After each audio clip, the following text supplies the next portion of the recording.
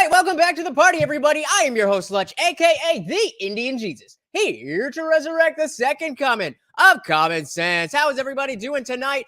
Shout out to the replay gang. Thank you so much for coming back to see the party, even though you missed the best part, the live party. That's why we do it live, but that's all right. You still will very much enjoy this. Just make sure you are here every Monday, Wednesday, Friday, 8 p.m. Eastern, and sometimes whenever I feel like it. So smash that subscribe button, ring the bell. You know how we do. And before we begin, a quick and big thank you to the sponsor of the stream, my6shirt.com. Whatever your persuasion, they've got something for you. And of course, it is the only place to get your very own The Indian Jesus official merch. Only at my6shirt.com. All right. Welcome. So I'm a little late. I had a video that I was trying to get out before the stream, but that didn't happen. But no worries, because we have a very interesting show tonight.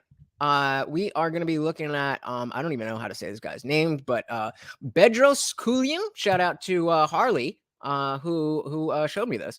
And this is something that I've been thinking about for a long time. And there just is no way to legitimately express the sentiment that you are a nice guy, a good person in the context of dating. It just doesn't ever work. And so as a legitimately just normal, nice dude, it's frustrating not to have that ability. It's frustrating not to be able to differentiate from the nice guys who will, be kind to you. And then as soon as you say that you're not interested, oh, F you, I wasn't interested anyway, and da-da-da-da-da. So I actually haven't seen but 1 minute of this. So this is going to be a real blind live reaction, but I cannot imagine that this conversation is not going to be good. So without further ado, let's dive right in. And you guys know, as always, if you cannot hear the video, please do let me know. You know, your wife did not marry you just to have another son. She wants a man who is confident, who is capable, who is courageous, who knows how to protect, who can provide, and who is always prepared for the worst case scenario.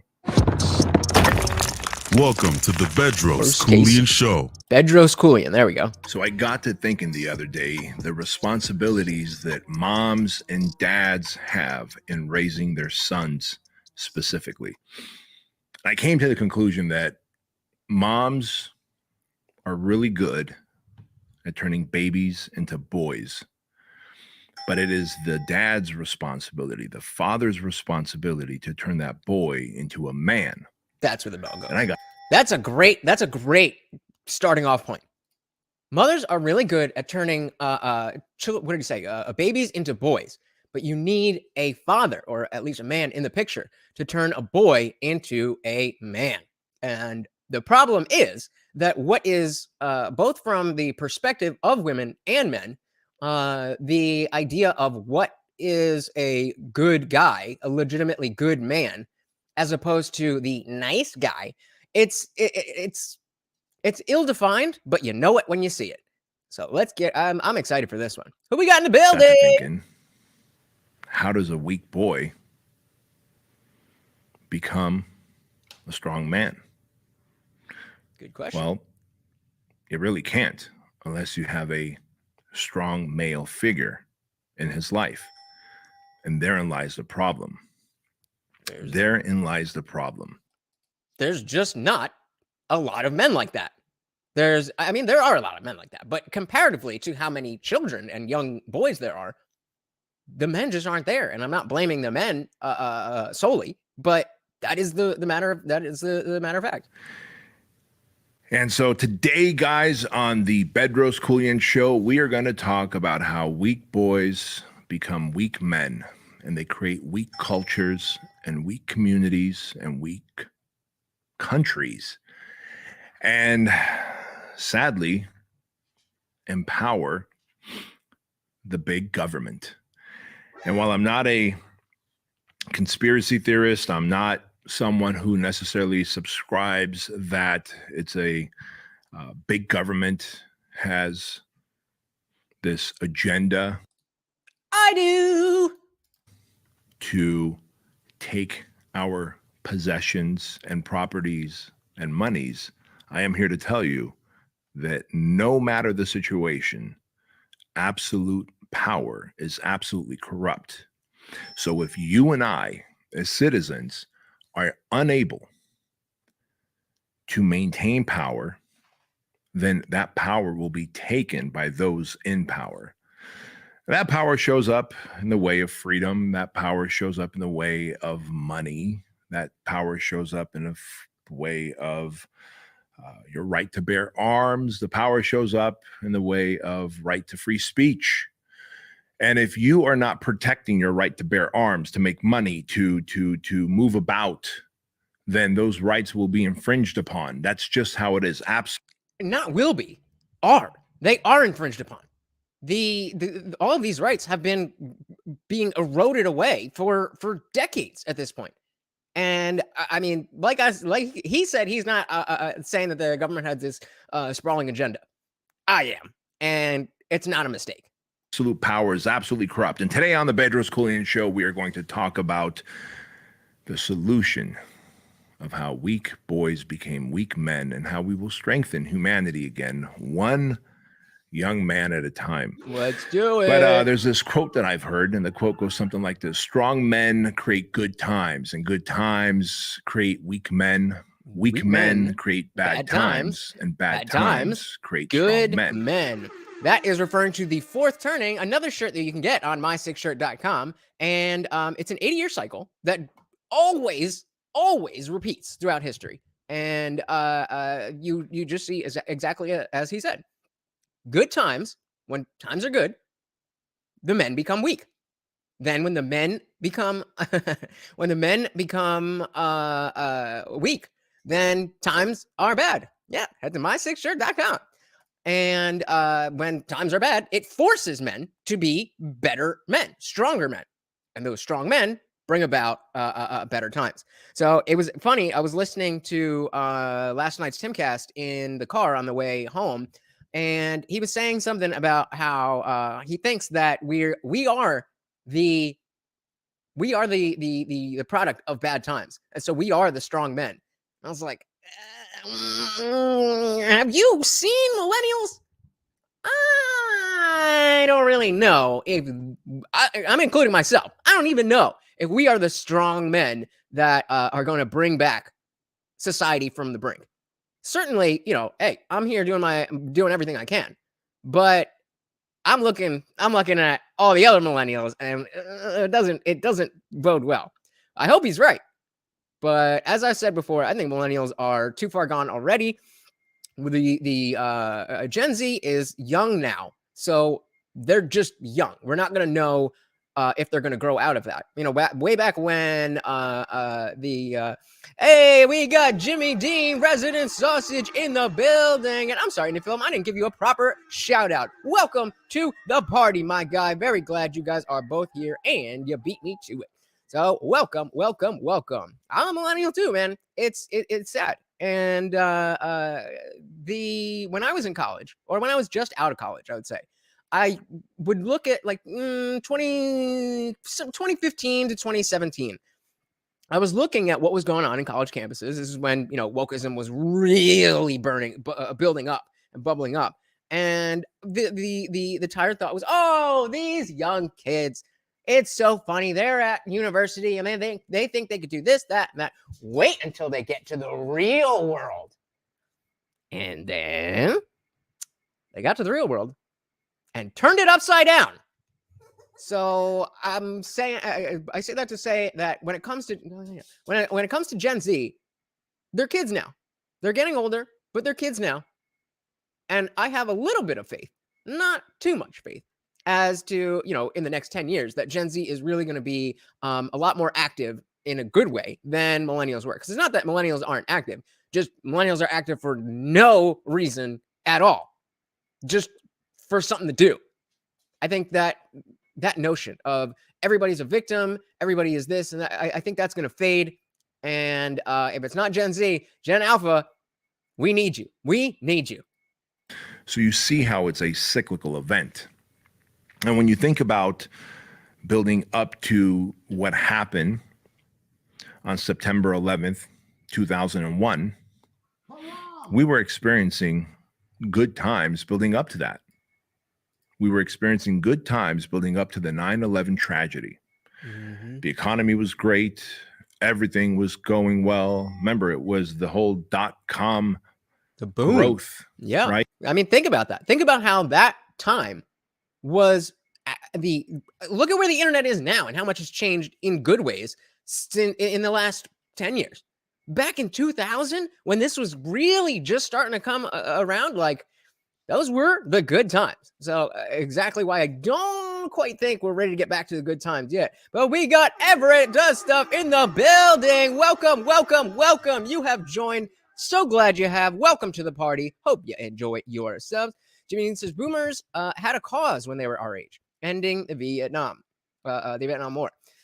We ain't got ish to complain about. I would gravely disagree with that.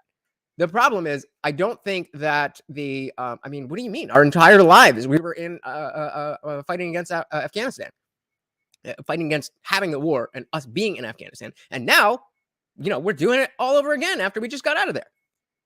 The problem isn't that we don't have things to complain about. The problem is that people aren't aware of those things and therefore complain about nothing. It's people just don't pay attention. And so it becomes, all right, what's the problem in my immediate vicinity? And that's it. That's all anybody cares about. Right. And money was moving about. And when there's good times that last too long, those good times begin to weaken men. And if there was any blessing, and it's hard to even look at it this way, but if there was any blessing that came out of the 9/11 attacks on our great country, it's two things. One, this country was most united, most patriotic the following day. There is no telling how many people really thought that this Rona stuff was going to be another unifying moment like 9/11 really was. As he's saying, about to say that the following day on September 12th, everybody was on the same team in America. Didn't happen. And that's why I am very disillusioned with my generation. Jane says, you say our entire lives. Okay, so when exactly did you start giving an ish about ISIS? Middle school? Yeah, pretty much. I mean, they were there long before it. I was just a kid, so I didn't know. Hey, we got Mike W in the building. Welcome, welcome, welcome to the party. It says after 9/11, there are American flags flying everywhere. Yeah, it was everybody for once was on the same team. Now, I don't really know exactly how bifurcated the political landscape was before, domestically before 9/11. As I was just saying, wasn't really paying attention. The most I knew was that the religious right was trying to censor music, and the liberals were trying to get gay marriage through. I don't really know much about anything that happened domestically on a small scale. Like, obviously big events I know, but I just wasn't paying attention. So the fact that we have this life altering event that should have been a bipartisan issue with Rona, and we just didn't coalesce. We got torn apart by the media, by everything. And it's really frustrating. September 12th, 2001. And I pray and I hope that one day we will get back to that level of patriotism, unity, community, and pride in our country and in our people. Make no mistake about it. The United States is not perfect, but having come from a communist country, I can tell you it is damn near the most perfect place that you will find anywhere. Hey, we got Kelly Green in the building. What is good? What is good? Welcome, welcome, welcome, Kelly Green. So glad you are here, sir. Where else? Let's back that I up. come from a country Nope. place that you will find anywhere else. Yup. I come from a country of oppression. Remember, I escaped the Soviet Union, Armenia, and my family and I came here when I was 6 years old. I went back to visit Armenia in my early 20s. And I remember, while communism had fallen by then, it was still a socialist republic. It was still corrupt. It was still a place I did not want to live. Thank God for the United States.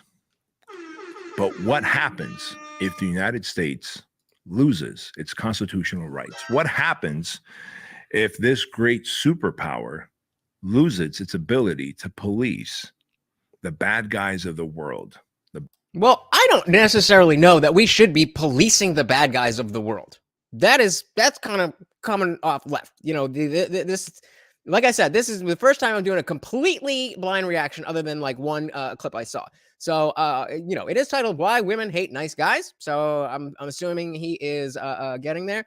Hey, we got Dr. Evil Genius in the building. What is good? What is good? The man, the reason I was late. No, I'm just kidding. I was on the Talking Ish podcast did their monetization party this morning. Congratulations to them for being monetized, making it across the mark and raking in them bucks. What is good? This I'm entering this with extreme skepticism.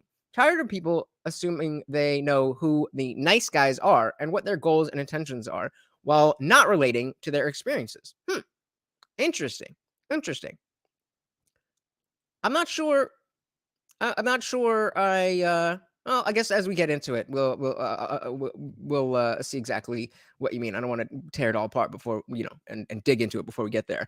Any film says the Clintons, Bush, Obama, when he was running for President Biden until he ran, were all anti-gay marriage. Trump was the first president to come in that was pro-gay marriage. Yep, absolutely true. They hate you. For Trump was very similar for the hate that George W. Bush, who was a bro. What is going on with your grammar? You're usually on point. I have no idea what this says. Bad guys from North Korea, from China, from Russia. And oh yeah. So I didn't even address that. So I guess he's getting there. But the idea that America needs to be the world police is exactly the opposite of what I think. So starting off, I might be you know, entering with some extreme skepticism too. And right now we're in a place where we see that happening. That the United States is unable to flex its muscles, its might, like it once did. But I don't think we've lost hope. And I don't think you should lose hope. I say, me too. That is the worst thing that you could possibly do, is become blackpilled, become demoralized to the point where you don't even care anymore. If you don't care, nobody else is going to. If you don't care, nobody else is going to. So I'm still, I'm still talking about the political stuff, but it applies to, you know, whatever he's about to get to with dating as well. If you don't care enough to determine the difference between, as a woman, if you or we're going to be talking about straight couples because that's all I know. So there's your wokeness thing. But if you're a chick and you are looking at men, being able to determine that there are good men out there, or, you know, men looking at women, and there are good women out there, that doesn't mean that you have to just go in blind and put yourself in bad situations. There's a lot of bad situations. There's probably a lot more possibility for bad situations as compared to a very slim sliver that things are going to work out. But people get married every day. People find the love of their life every day. And people get red pilled politically every day. Because the second thing that happened on 9/11/2001 is that we ended up creating bad times. Our country went to war. And that war ended up creating very strong men. But I mean, he's not wrong at all. But the idea of the fourth turning is usually more self-contained. You know, the strong men make good times for the people in that same in that same country or the same, whatever group you're talking about. But I take his point. In those times, over the next 20 years that got us here. Facts, Mike. Facts. We should be a strong presence, not the police. I love that. Created good times again. And those good times now are repeating the cycle, as we just talked about. But I want to talk to you about what happens when a country, a civilization, a world loses its men, the men who are willing to stand in the gap between good and evil. That's his tie-in. All right, now I'm seeing it. Don't for a moment think that can't happen. Let's just go back and think about what happened in Canada. You know, those truckers were protesting. And that's all they were doing. Don't let anybody, especially Justin Trudeau, tell you anything different. They were literally just protesting, unlike some other protesters who were doing a lot more than protesting. Peacefully. And look how quickly their bank accounts were locked down in Canada, right? That's because they don't have their constitution rights. They don't have the Constitution. You look at what happened in Australia during the pandemic. We were just talking about this on the last stream. We were just talking about this on the what was it? The capitalism and socialism stream. We were talking about how we think of Western countries in general, specifically Canada, UK, and Australia, as kind of just like, oh yeah, we're the first world countries, and you can include Western Europe in there as well, but it's not the same. And when you look at what he's talking about, how the response to all this was very, very, very different in Australia, where they literally had I forget if concentration or internment camp was the correct term, but it was one of them. And hey, Harley Rose in the building. Thank you so much for bringing us the video that we are watching right now. Welcome to the party, girl. Glad you are here. Children were being torn away from their parents and locked up against their will. All for what? As the facts about that virus is now coming out. And we were right. It was nowhere as deadly or threatening as they made out to be. Yet they caused so much trauma, so much harm, and it was so damaging to generations to come that the suicide rate in adolescents and teens has skyrocketed. That's something that they tried to talk about, how there's a 30% increase in deaths from heart attacks in people under 50, I think it is. And there was some CBS report, and they were talking about it. And they were, opining on what could possibly have happened over the last few years that would cause such an increase. And of course, they wouldn't, touch what you think it is. And I'm not saying that I think it, I know anything. But the idea that you can't even talk about it is leading to all of the stuff that he's talking about. We need to be able to have these conversations, and that's what we doing. The drug abuse rate in adolescents and teens has skyrocketed. And I believe that had it not been for the Constitution, that we in this country would have suffered much more than we did during the pandemic. And so if we can't protect the Constitution, your First Amendment, your freedom to speech, is protected by your Second Amendment, your right to bear arms. When coming in, I thought this was going to be straight down the road, like red pill stuff, but I'm glad he's given us some political context as to how he sees the world. He's definitely, he's definitely not woke. I'm not going to say that, put him in a box of conservatism or anything else, but clearly he is, of like mind. And as much of the skepticism that Dr. Evil Genius has, that I also hold, as he's talking about how America should be the world police, he does seem to have a decently good position to start off with. Hey, we got our good friend, my favorite person on the entire internet, Seabass. Welcome, brother. And we got Nick in the building. What is good? Welcome, Nick. Welcome. Says greetings, Indian Jesus, and everyone here. I hope everyone is having a wonderful day. Did I miss anything good? I'll let Harley answer that for you. And if we can't protect the Constitution and Bill of Rights as a whole, and it slowly begins to erode, then that absolute power who is eroding the Constitution will begin to become even more absolutely corrupt. Again, he's talking about this stuff as if it's in the future. He said the people who are in power will begin to become even more corrupt. What do you mean begin? Like, I don't know how much more corrupt you could get and still act like America. I guess I think I like where he's coming from, but it seems like he's not very politically involved, because I'm not really sure what he's getting. But I've never heard of him before, so I could be completely wrong. And so I'm convinced that we are always just one generation away from losing our freedoms, from losing our liberties, from losing our constitutional rights. We're just one generation away, because if the next generation is not willing to step up, to speak up, to use their voice, to use their constitutional rights. This is exactly what I'm waiting to see. Is Gen Z going to be able to do this? To, if needed, exercise their might, then we will lose this great country that we have. And unfortunately, Harley, you are very, very, very right.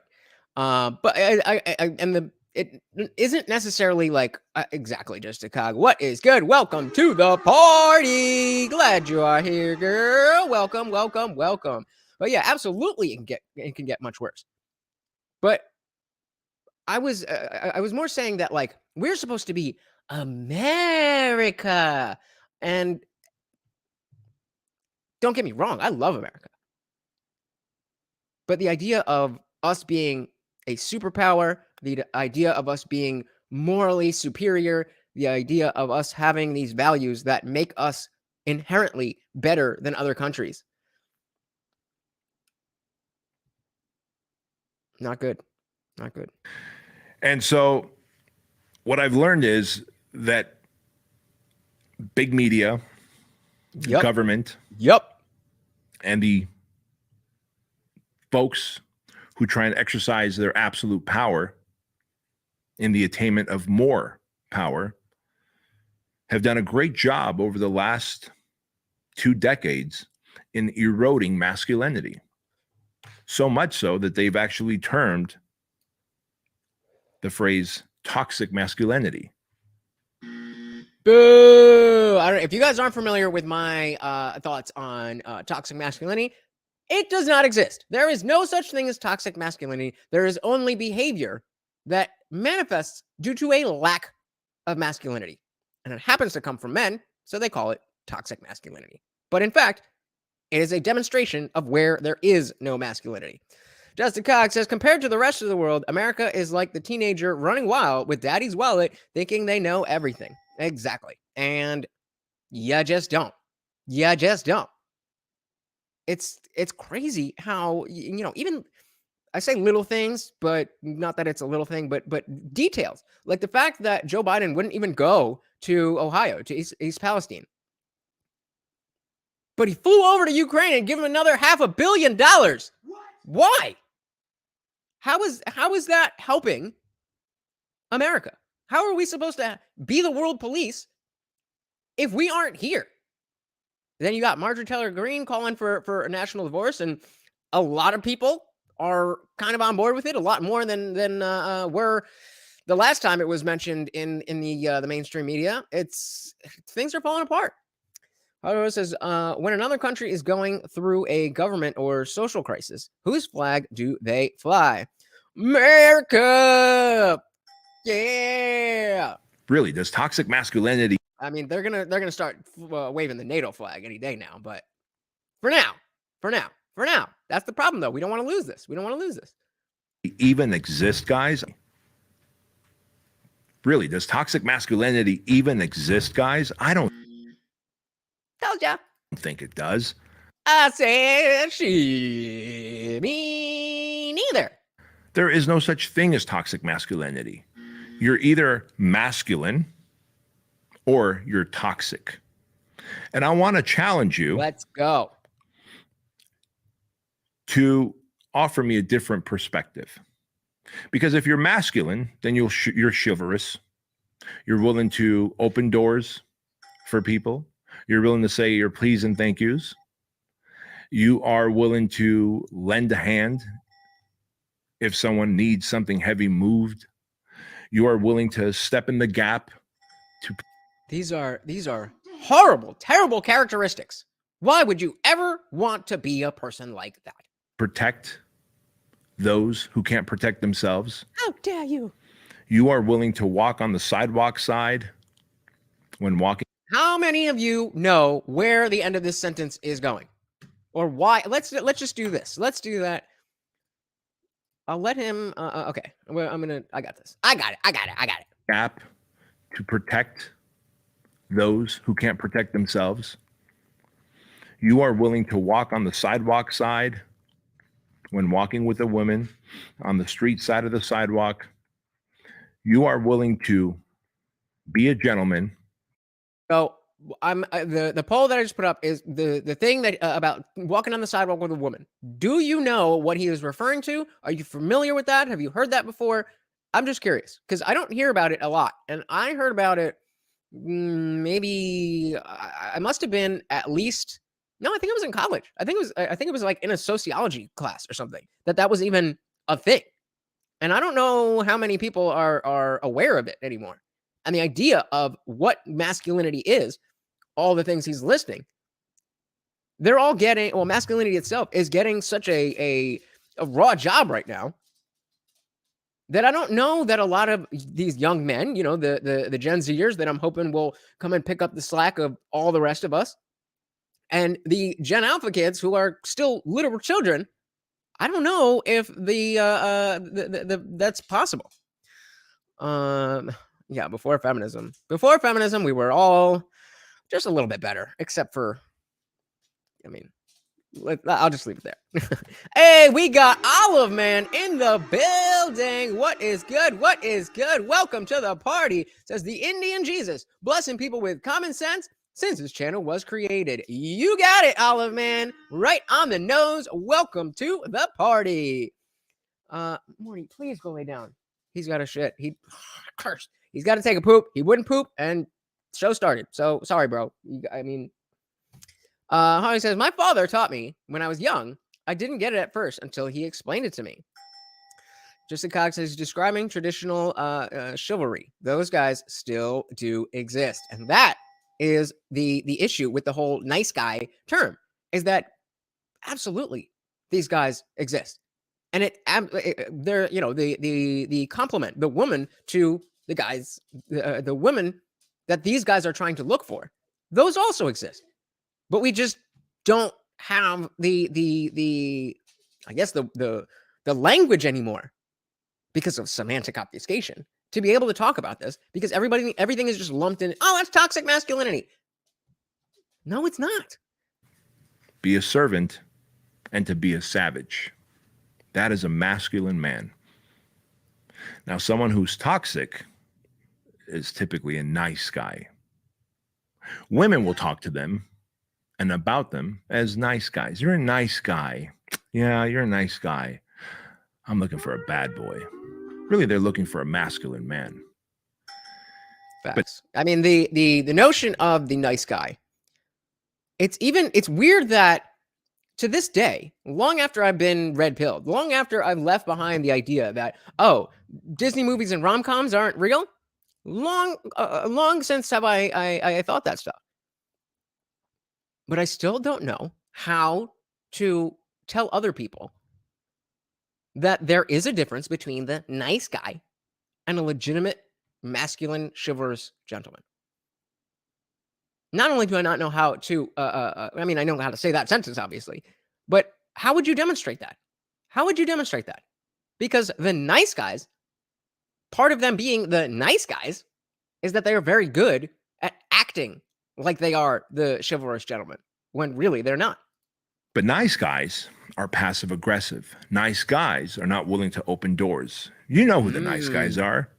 If you and your lady leave the house and you're walking to your car and you go to your side of the car and she goes to the passenger side of the car and she has to let herself in, you're probably a nice guy. I can tell you're not a masculine guy. You're not a chivalrous guy. You're not a good guy. And that's the problem with what he's saying. And I don't disagree with him, but the problem is that according to women, that's not the case because of toxic masculinity and mansplaining and all this. That if you were to, there's many women that would love to have the door open for them. There's also many other women who would think that you're like, what's the word? Condescending to them. Like, what? I can't open my own door? I've had, not the car door, but, you know, going into like a store or whatever it was. I held the door for a woman like I would for any other person. And she's like, I don't need you to hold the door for me. Like, all right. Certainly not a dangerous guy. Because what happens if, as you're getting into your driver's seat and buckling your safe little booty up, a threat comes and stabs your wife or kidnaps her wife or steals her purse before she can get in on the passenger side? But you haven't thought of that, have you? See, that's the difference between nice guys and good guys. That's the difference between nice guys and good guys? See, it's very hard to discuss. That seems very overly simplistic. I think he's on the right track. But is that the litmus test? Whether you open the door or not? Because she's going to get stabbed? Like, I'm with Kelly here. I'm here with you. I want to understand this. I think of myself as a legitimate good man. I would love to be able to demonstrate to women that I'm interested in that I am not a nice guy. I'm just a nice guy. But I don't know how to do that because all the nice guys are doing the same thing. Yeah, I agree. Thank you. I'm glad it's not just me. Good guys are willing to be dangerous. Good guys are willing to let their wives and their girls back into the car first before they go in the car. Good guys are willing to stand on the side of risk to become the buffer between risk and everyone else. Hey, we got David Banner in the building. What is good? What is good? Oh, look at Morty over here. Nice guys, nice and good are synonyms. That statement was not helping his argument or the or statement, I guess. Yeah, that's true. That's true. Holly says maybe he goes in more depth. I sure hope so. I sure hope so because it is not being made any clearer to me than it was when we started. So. But a nice guy is passive aggressive. A nice guy. You already said that, bro. Well, he won't open doors. A nice guy, he won't exercise his voice. He'll talk shit about you behind your back. A nice guy is not dangerous at all. And in fact, the nice guys are the most dangerous people because they will stab you in the fucking back. Stop cursing. Nice guys are the weakest of all men. That's facts. Nice guys are the weakest of all men. They don't have what it takes to be a real good person. So they have to adopt this facade of being a nice guy. I'm going to try not to do that every time, but I might. Mike says, nice guys are liars. Exactly. They are nice guys because they are lying. Everett Does Stuff says, yes, you're only a good man if you let a woman in first. If you don't, she will get her purse stolen. Yeah, this is not a very deep argument. So I'm hoping he, kind of picks it up and gets into it because this isn't super long. And we're about not quite a third of the way through, but he spent a lot of time talking about America World Police, and now he's treaded over the opening the door example twice. And where have we gotten? And so I've realized that the government and big media has done a great job using sitcoms and movies to dumbify men, to make men look like big doofuses.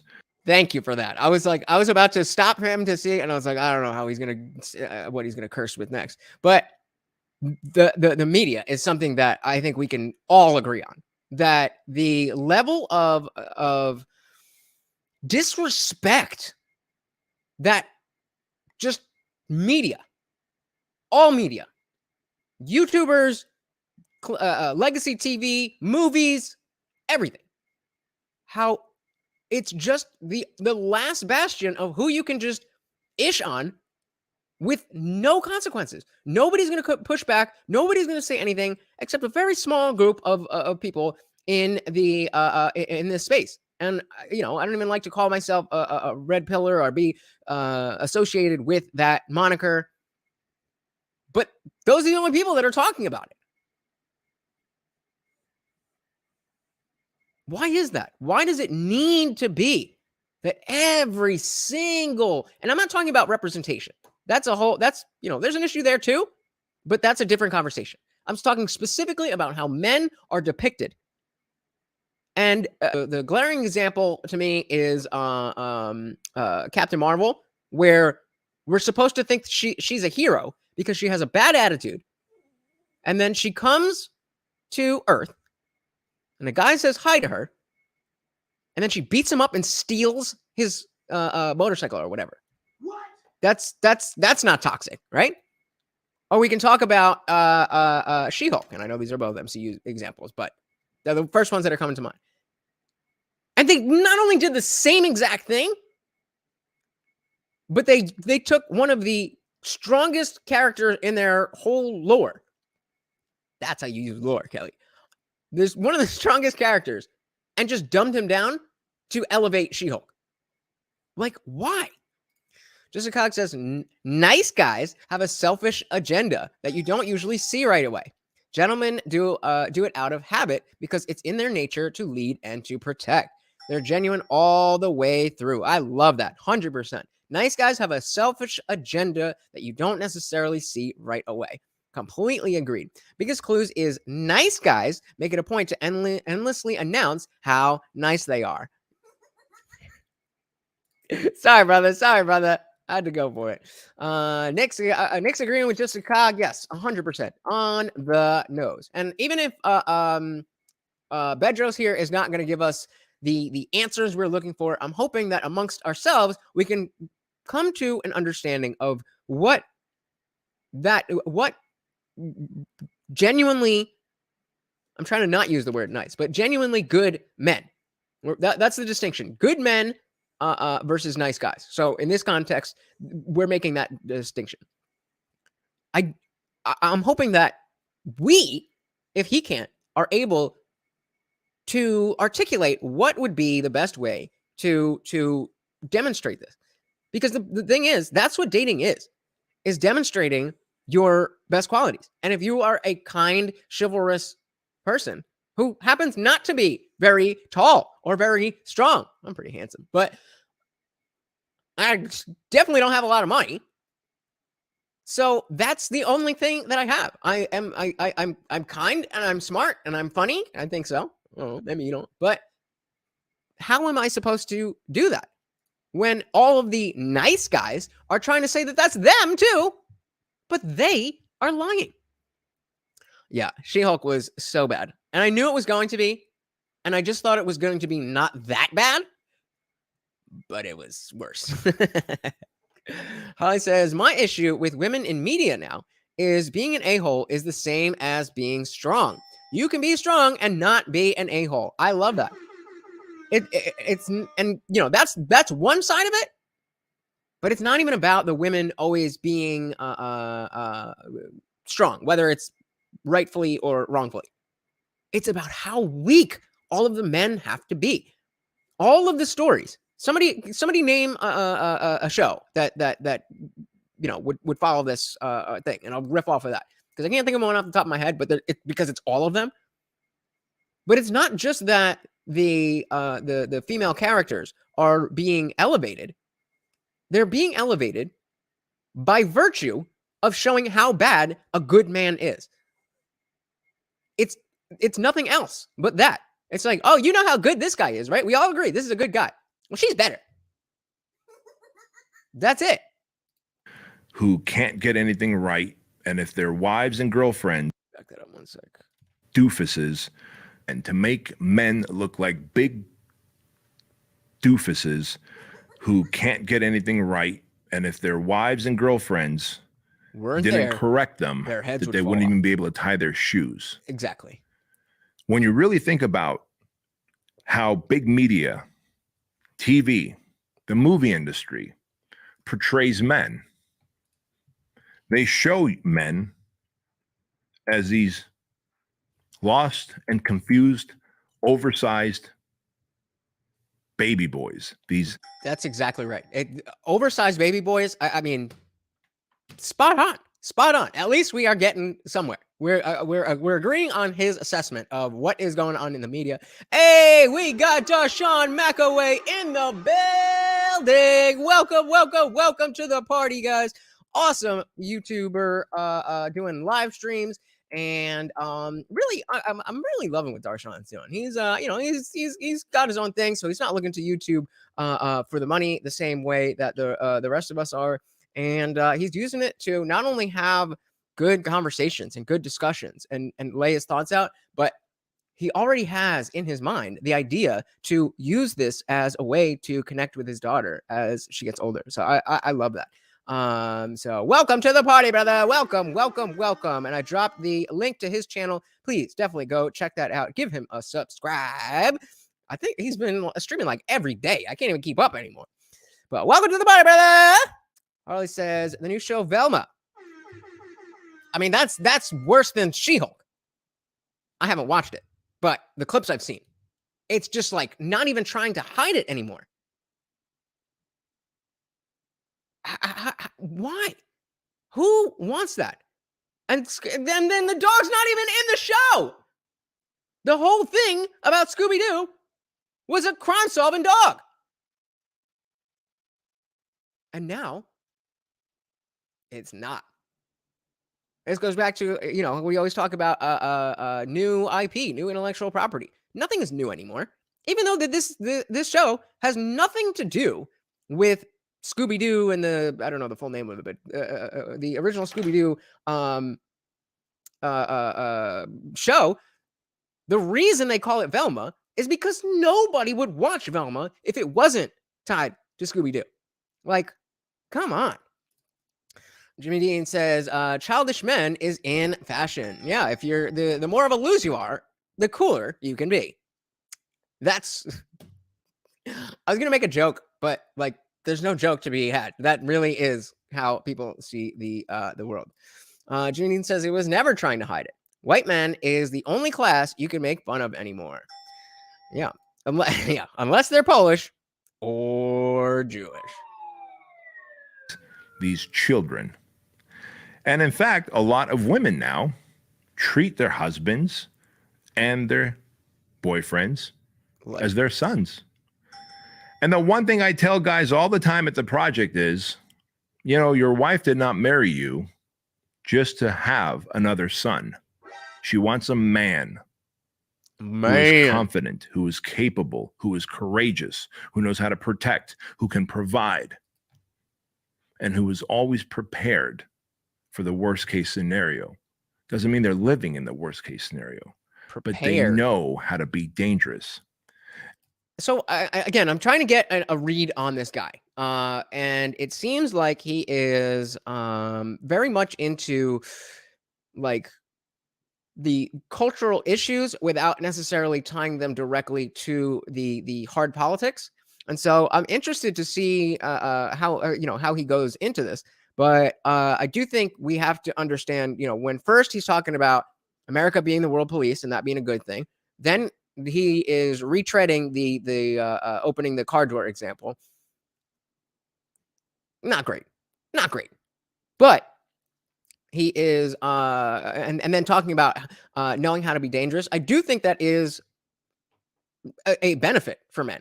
But I mean, unless you include carrying a gun in there, then I mean, it's just that kind of seems a little bit like toxic masculinity. No, I'm just kidding. Jimmy Dean says, better not be marrying a girl who already has one son already. Yeah, don't do that. This guy is red pill without knowing what the internet is. In other words, he's a veteran. Oh, is he a veteran? That makes a lot of sense. That makes a lot of sense if that's true. That makes a lot of sense. Yep. Nick says, they don't care what we want. They care what they want. They want us to fall in lockstep with. Namely, stupidity. Yep. Dumb people buy more dumb stuff. So that's exactly right. And that is very important.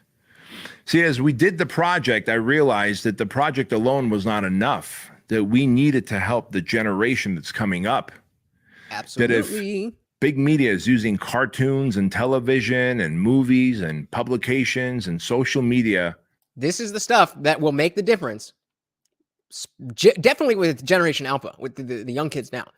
But even the younger Gen Zers, they're still in that age where they're very, very, very impressionable. And, this stuff is being targeted at them. So people who don't agree with that, don't have anything to answer back with to defend the values that we hold dear, then it's just going to become more and more and more normalized. Like, you don't hear every single story about the, this show and that show. You hear about Velma, you hear about She-Hulk because they're egregious. But it's every show. It's every show. And if you watch even just basic sitcoms from like 10 years ago, like I'm watching Community for like the millionth time.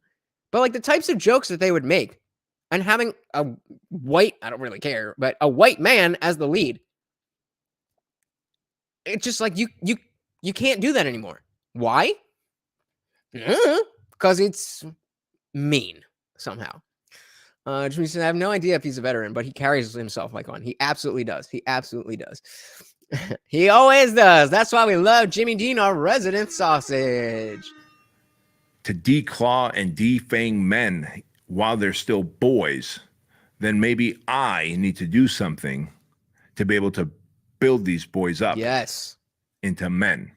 And maybe I could help the fathers along with the instructors of the project. We could help the fathers. That's a great point too. There's not every father is going to be like Darshan, where he is being Darshan. He's being a good father. There's so many men out there who through I want to say through no fault of their own, but at the end of the day, it's your responsibility as a man to be a man. But it's not like they're trying to be bad men. They just don't know how to be better. Everything is geared towards the message that you're inherently bad. And so just accept it and be bad.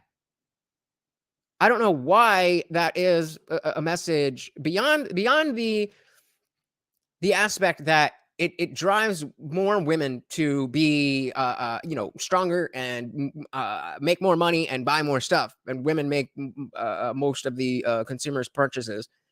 Other than that, I don't know how that helps. Going all the way back to the fourth turning thing, weak men make bad times. It's not just bad times for the men, it's bad times for everyone. But they don't care. And let me amend that statement, because it's not bad times for everyone. It's bad times for everyone like us. It's not bad times ever if you're of the elite class. This stuff is all I had no idea what this was. We're not even talking about, I mean, he is talking about politics, but the whole thing is not even about politics. And all of this stuff connects. It all is the same message about semantic obfuscation and dogmatic thinking.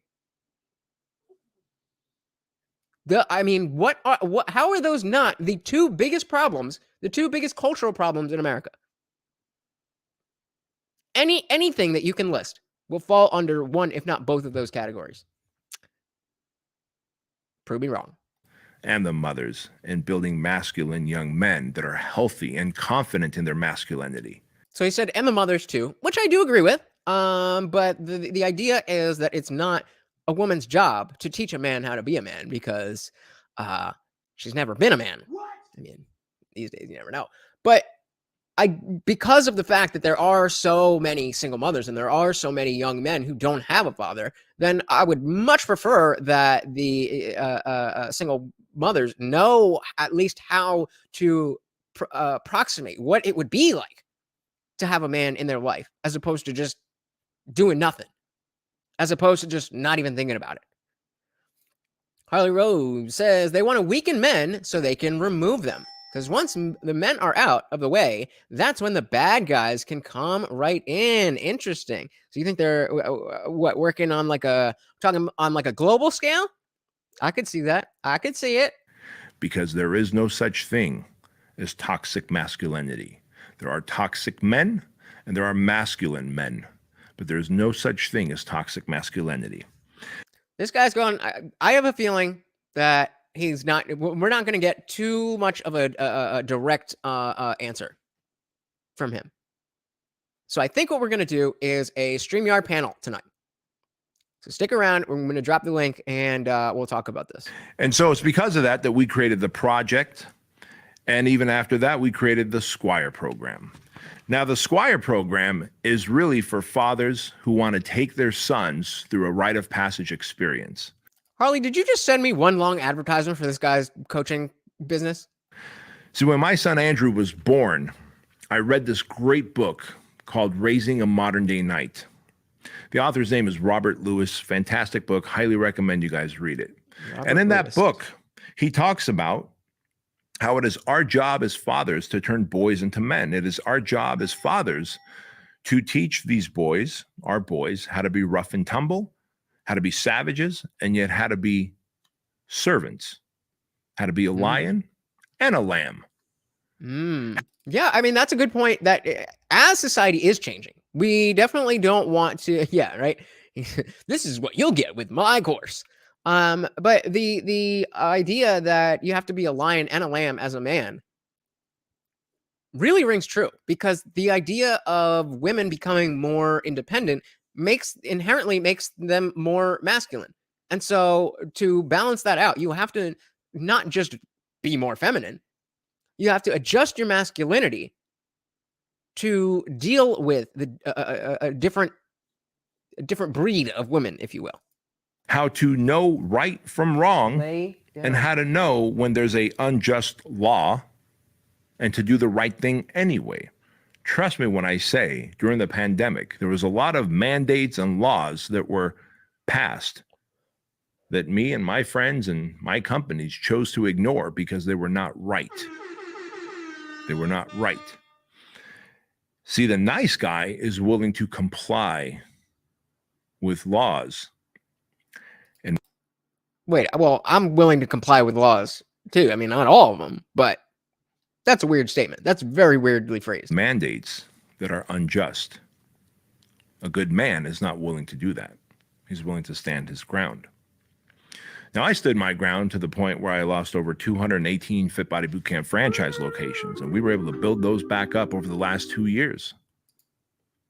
Now, I don't know if you're willing to stand your ground to that level, if you're willing to lose that kind of money to make a point and to draw a line in the sand to say that not here, not with me, not today, motherfucker. Come on, man. You know the YouTube rules just changed. Stop cursing. I think that, yeah, Darshan's saying he lost me on that one. I'm not getting a good read on this guy, and he's not saying too much, which is why I want to get more from you, but from you guys.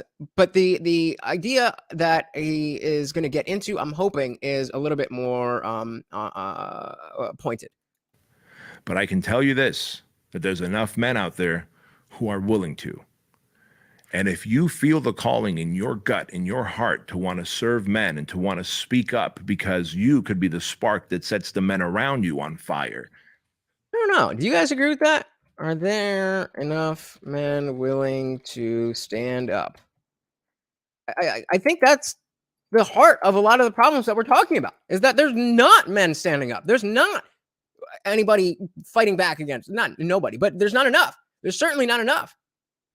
I think that's why we are in the situation we are in. That's why not only are we here, but things are continuing to get worse. So maybe there's men who want to stand up. Maybe there's men who feel like they should stand up. But the notion that you can just, hey, if you're out there and you feel the spark, well, if you did, then you'd already be doing something. That's the problem. I don't know, Harley. I don't know about this guy. Then I'm Nick says, the more comfortable with ourselves we are as men, the easier it is to build up and support women. 100%. 100%. You have to be, you hit it. You hit it on the head. You have to be comfortable with yourselves. Jessica Cox says, in spirituality, one of the main concepts is that all humans have both masculine and feminine energies. To become healthy and whole is to balance both sides within oneself. Yeah, and this is even before modern feminism. There's aspects of softness or something that you might consider femininity that really just falls under humanity and maybe is more apparent and more relevant with women. But that doesn't mean that you just have to be like a hard dude all the time and whatever. That's not what masculinity is. Again, that lack or that feeling that way and the lack that you feel and need to overcompensate with the bravado of being a nice guy. That's where that comes from. Well said, Justin Cog. It says, he said, nice guys follow laws and comply even if they are unjust. Nice guys will follow and do anything. They will not resist or fight back. That is his point. Well, I think he did come around to that, so I do appreciate that. It was just weirdly said, but absolutely, the idea of law and order is something that we talk about a lot, but we don't. I mean, we do. I think about specific laws, but we don't necessarily talk about the legitimacy of the laws that we do have on a grand scale. We'll point out, oh, that law is bad. That law is bad. We don't, but how the system will work to these omnibus bills that have 7 million different things, and they'll call it the puppy bill, but it has everything to do with infrastructure and the military and the FCC or whatever. That is not helping, and just going along with that is certainly leading to our downfall. So that he did come around to it. I do agree with that. Kelly says, what does plain spirituality mean?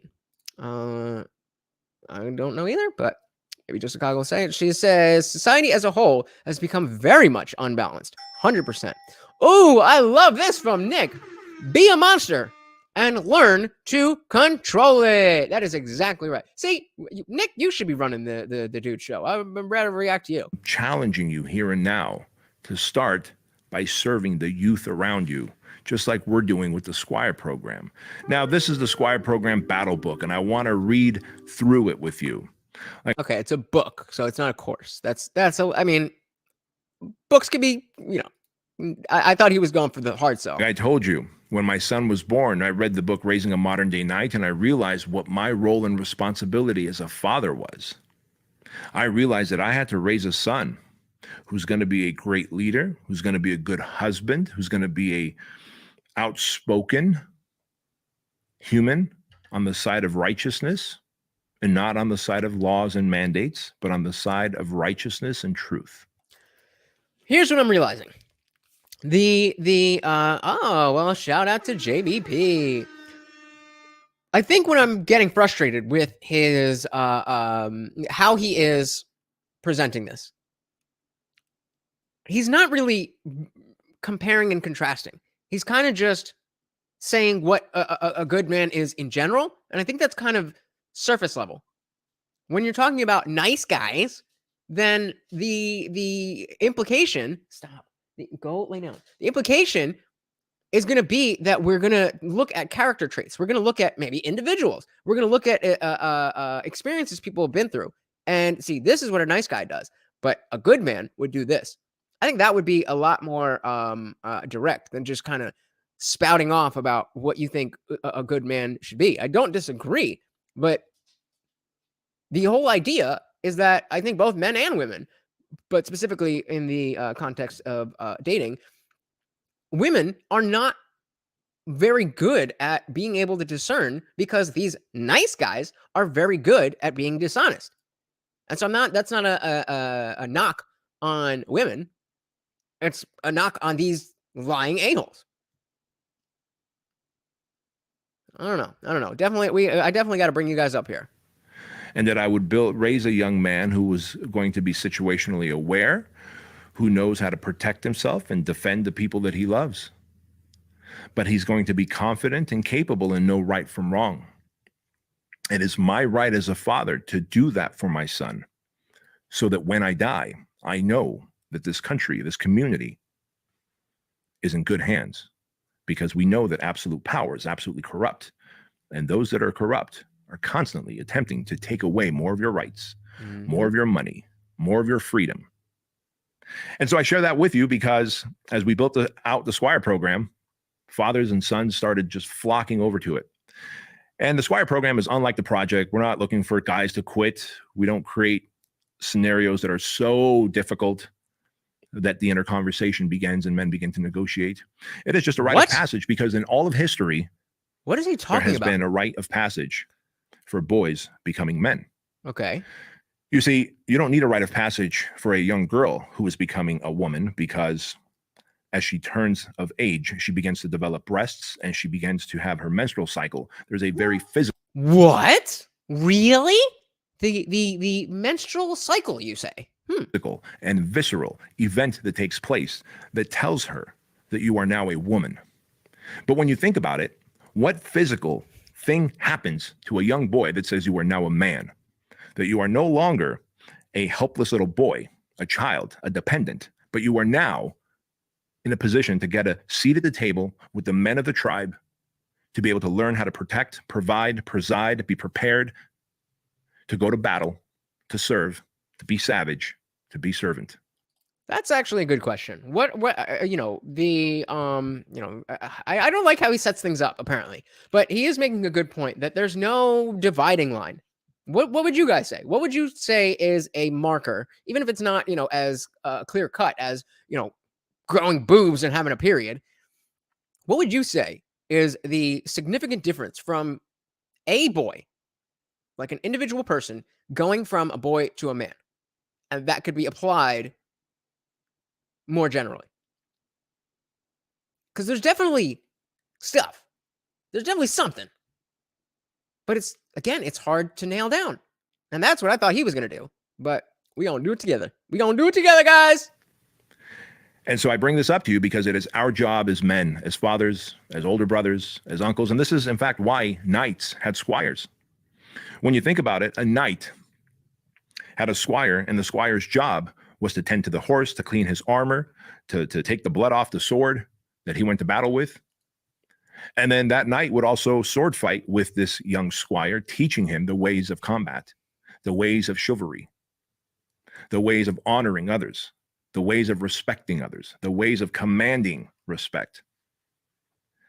That has stopped. That has caused boys to grow up confused.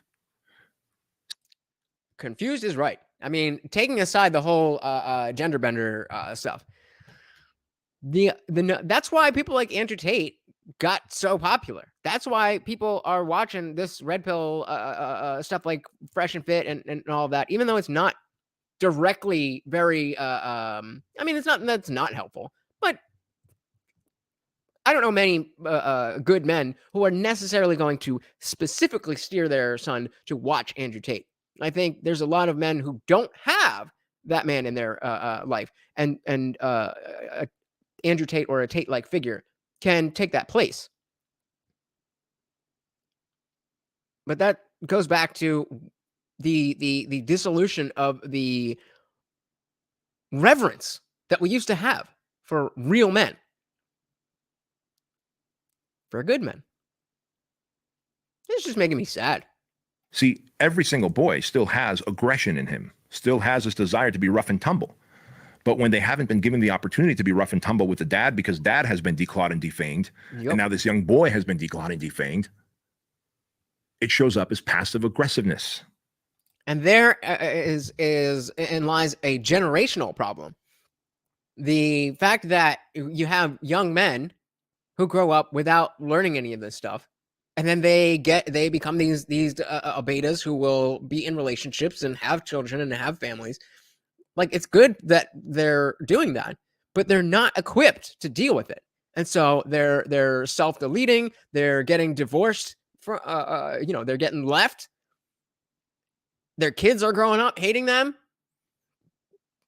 acting like Johnny Depp. No, I'm just kidding. Welcome to the party. Welcome. Hey, we got Rufus JP in the building. What is good? Welcome to the party. He said, I'm 35, and only in the last few years have I actually discovered how to become a strong man. Thank you for sharing, brother. I am the same way. I'm 33, and maybe I tell the story all the time about how I was dating a walking red flag of a single mother during the beginning of lockdown, before I found any of this type of information. And it was horrible. And then you understand this type of stuff, and you're like, oh, you're supposed to, they think like that. I get it. And but the problem is that even that, the red pill space that used to, at least when Kevin Samuels was around, RIP, at least when Kevin Samuels was around, there was an air of respect. Not anymore. And just as Chicago is saying, red pill used to be a space of support, but it turned into a space for grifters to prey on the hurt and confused feelings of the newer generation. 100%. And you could see, it's not just me. There are so many people who were ancillarily, is that a word? They're connected by 1 degree to the red pill space, but they weren't necessarily red pill content creators. And then kind of all of a sudden, you saw a lot of people like, I'm going to back off of this. I don't know where this is going. When you get the DJ academics, I'm the prize. Are you though? The same way that nice guys are always talking about how nice they are. If you gotta say, I'm the prize, then you're probably not. But spot on. What would happen if you took your boy at a young age and put him into jiu-jitsu? You put him into some active sports where there was combat, there was conflict. You would now have a young boy who's more confident and capable. You would now have a boy who has tested himself against others in his age group and knows his capabilities and capacities. You would have a boy who knows how to give feedback in a scenario where there's conflict. Okay. But when that boy has not experienced any of those things, he grows up to be a man-child who is passive-aggressive, an ice guy, backstabbing, unable to communicate his thoughts, emotions, and feelings, and soon gets put in this category of, oh, he's a nice guy, but I wouldn't date him or marry him. Yep. And this is also the same type of behavior that then drives women to be more masculine. And masculine women make bad men. The same way feminine men make bad women. You're just kind of the same, but not. You know what I mean? It's like, obviously, you got all the parts in the right place, but not quite there.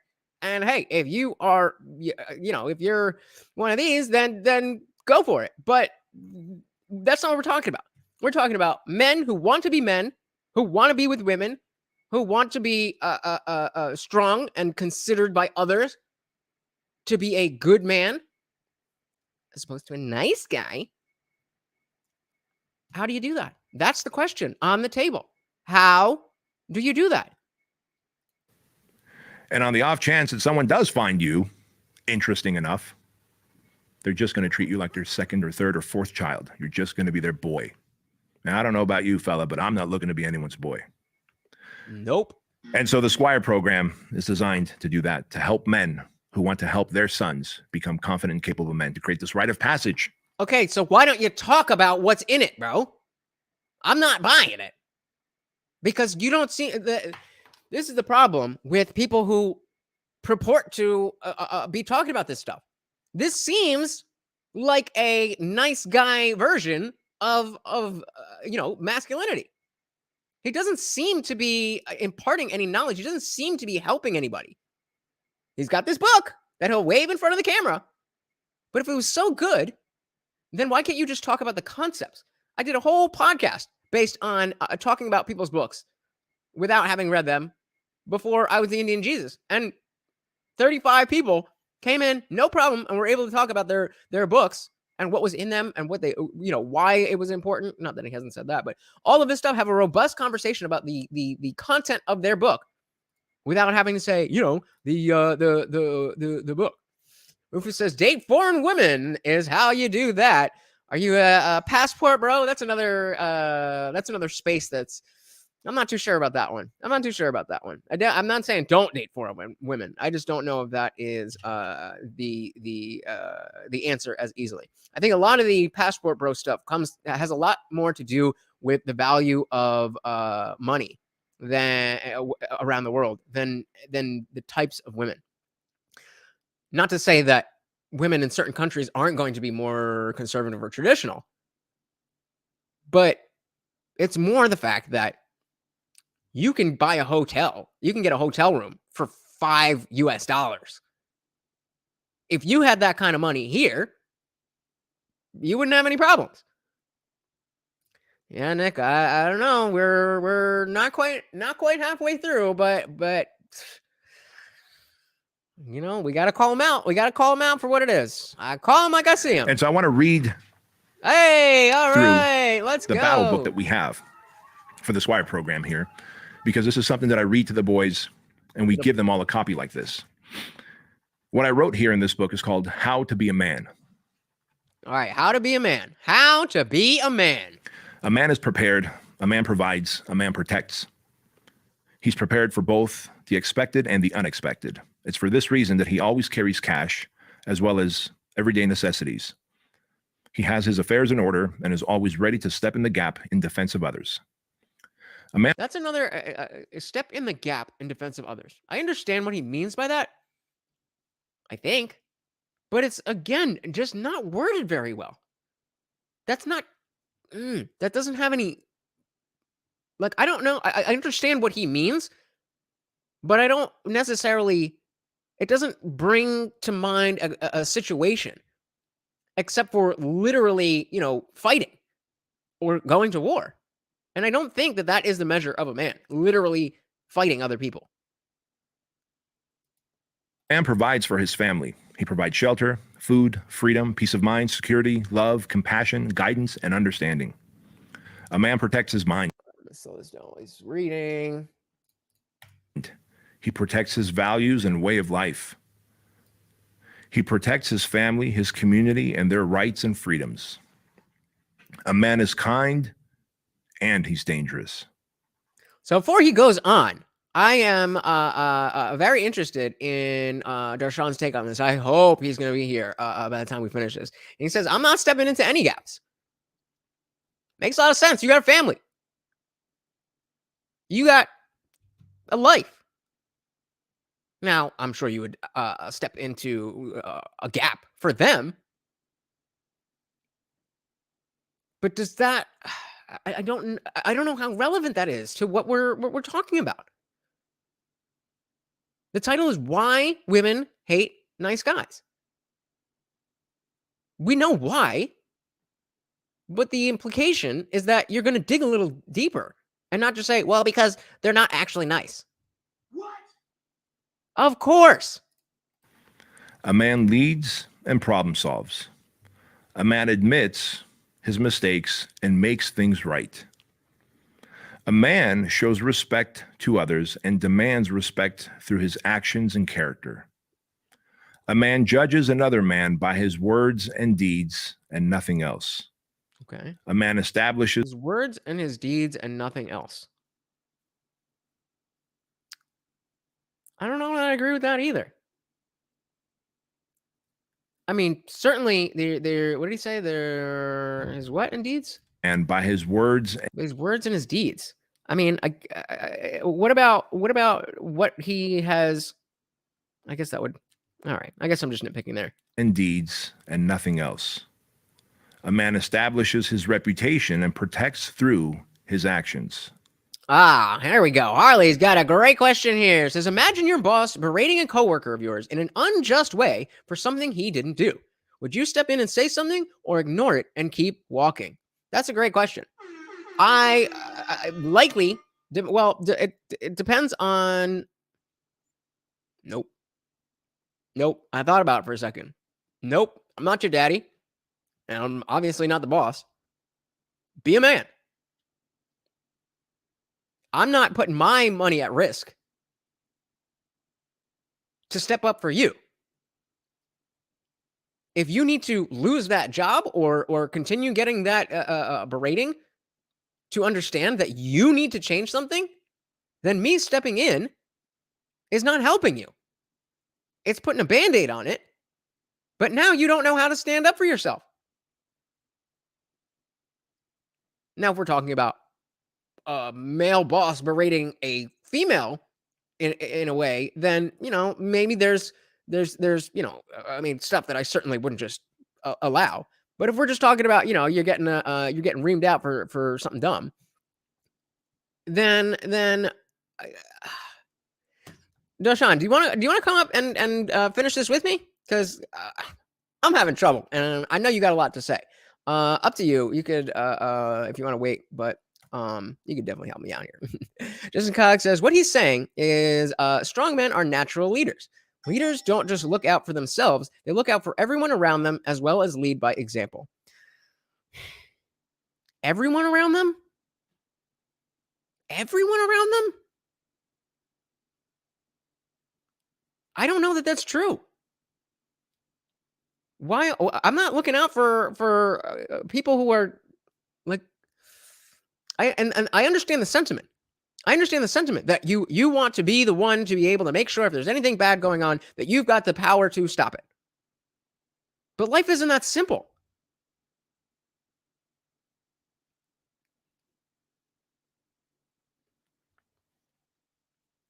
Look out for everyone around them. That's the part that I'm stuck on. I don't know. I'll mull it over. But good. I'm glad that you're got you, Darshan. I'm glad that you're able to distill what he's saying and understand it a little better than I am. So you're definitely helping there. A man knows how to make others think and laugh. A man knows how to knock another man down on his ass. He may never have to demonstrate it, but he knows how to do it. A man doesn't give into his peer pressures. He doesn't seek validation or approval from others. A man knows right from wrong and will do the right thing in public and in private. A man will step up to speak. He'll get up to let a woman or an elderly person take his seat. This is what I'm saying. Men just need to do self-reflection. It's really simple. We know that part. What does that have to do with nice guys? This isn't about why women hate nice guys. This is about what a good guy should be. And I don't necessarily disagree with the sentiment he's talking about. But there's a reason he titled the video the way he did. And that was making me look like an a-hole for labeling my video the way I did when he's not helping. But don't worry, guys. We got this. I got this. Don't you worry. Jessica Cox says the pack is only as strong as its weakest link. Leaders don't necessarily take over, but rather build others up and inspiring them to be better. I definitely agree with that. So I guess when you're saying look out for everyone around them, you're not saying put themselves in harm's way sorry, I'm just tested over here. But yeah, we were this was coming off the back of us talking about fighting and violence and stuff like that. So I'm coming back around. A man will open doors and stop traffic without thinking twice about it. Like, again, what do you mean stop traffic? What are we stopping traffic for? Maybe I'm not a good man, but what am I stopping traffic for? So would you stand for justice in an unjust situation? Good men will stand for what's right, regardless of what happens to them. No, wrong. Men have responsibilities. Especially if you have a family, especially if you have a business where, again, going back to what Justin Cogg said, looking out for everyone around you. If there's an unjust situation, that doesn't just mean that because you're a good man, you're going to save the day. It doesn't. The world does not work that way. And being a good man by being a good father, a good provider, just generally kind and nice, being a business owner who is a good boss that provides livelihood for all the people that work for him, all of that is at risk when you stand for unjust, when you stand for justice in an unjust situation. So it's not that simple.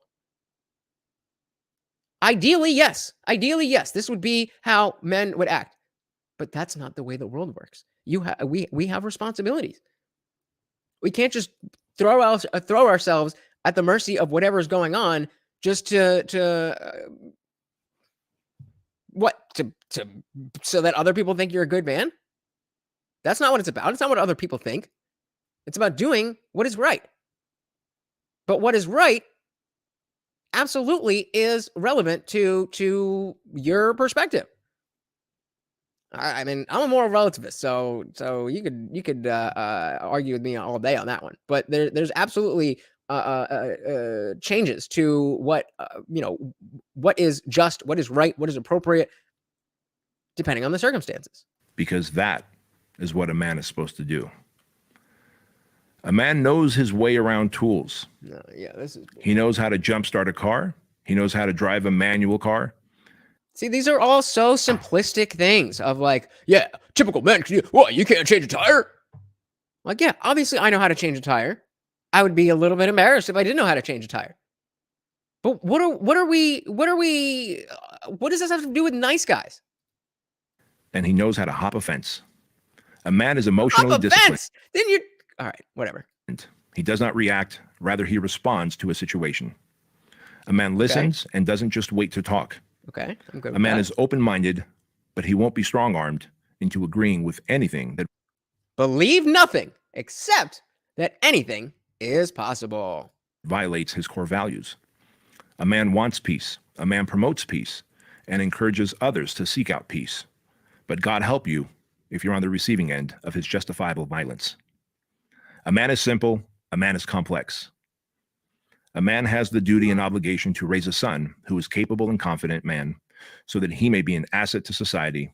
But at the same time, if something not completely just is happening, you have to go and throw yourself into that situation and potentially put yourself at risk for not being able to do those things. You see how it gets complicated? And not just a liability. When I sat down to write this, How to Be a Man, I thought long and hard about it for days. And if you just use that. It took him days to think of that? It took him days to think of that. Okay, bro. As your filter, do you feel that you can check off every box? Nope. Because some of those are contradictory. Now, I can tell you that I'm constantly a work in progress myself, and I make sure that my son continues to do the work himself. My son and I have gone through the Squire program twice. And you should too, for only $9.99.99. Because it is an amazing rite of passage experience, and I'm not here to promote the Squire program. What Aren't you though? I am here to promote is that as a father and a son, that you take that list that I just read to you and use that, perhaps as a blueprint, to guide your son as he grows into adulthood. He will become more emotionally stable, more confident, more capable. He will have core values and character, because it is in the absence of confidence and capability. It is in that you get toxic masculinity. Yes, we get that. You've been saying the same thing over and over. What you're not doing is talking about the difference between being a nice guy and a good man. You're not talking about even nice guys at all. Maybe he's going to get there. Maybe he's going to get there. In the absence of character and core values, that a man becomes anxious, depressed, and addicted. That's the reality, my friends. That is the reality. And so for many, many years, hundreds and hundreds of years, different tribes and cultures have always had a rite of passage for their young boys. And in many ways, it was the father and a group of men that he trusted and respected who took that boy once he became of age, around the ages of 13, Why women don't like nice guys. 14, 15 years old, and put him through an experience that would be this rite of passage where he would cross this chasm from boy to young man. Did any of you think of a rite of passage like that we have anymore that would determine you're a boy and now you're a man in modern American society?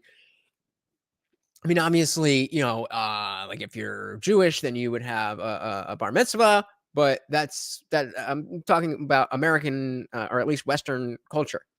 I don't know that that's probably one of the best points that he's made, is that while women have a clear dividing line as you're a woman now, even though, when you're making that argument in the context of dating, I get what you're saying, but no, just because you have breast tissue and a period does not make you a woman. It could very easily make you just a girl. And that is very important. That distinction is very, very important. And win a seat at the table for the other men to be able to pour into him over the weeks, months, and years to come, and to help develop him into a capable and confident man of that tribe as a future leader and elder. Think how powerful that is. And if every generation looks after the generation that's coming up.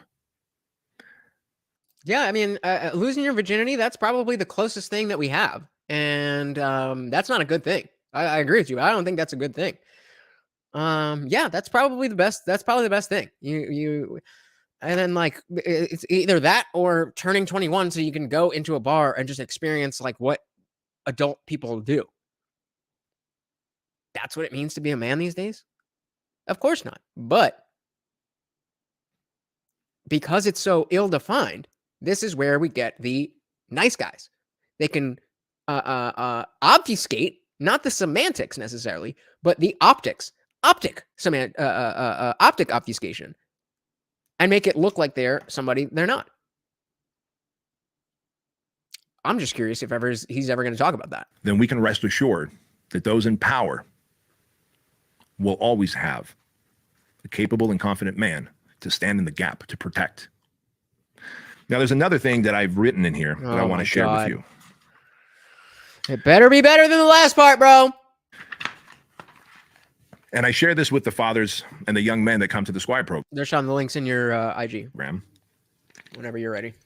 And I share it with them because in my 48 years, I've discovered there are some things that I can do that will give me a life of greater impact and fulfillment. And make no mistake about it, friends, your life is better when you are impacting the life of others in a positive way. I'll agree with that. I will definitely agree with that. There is not enough emphasis on charity. And when I say charity, I don't mean writing a check.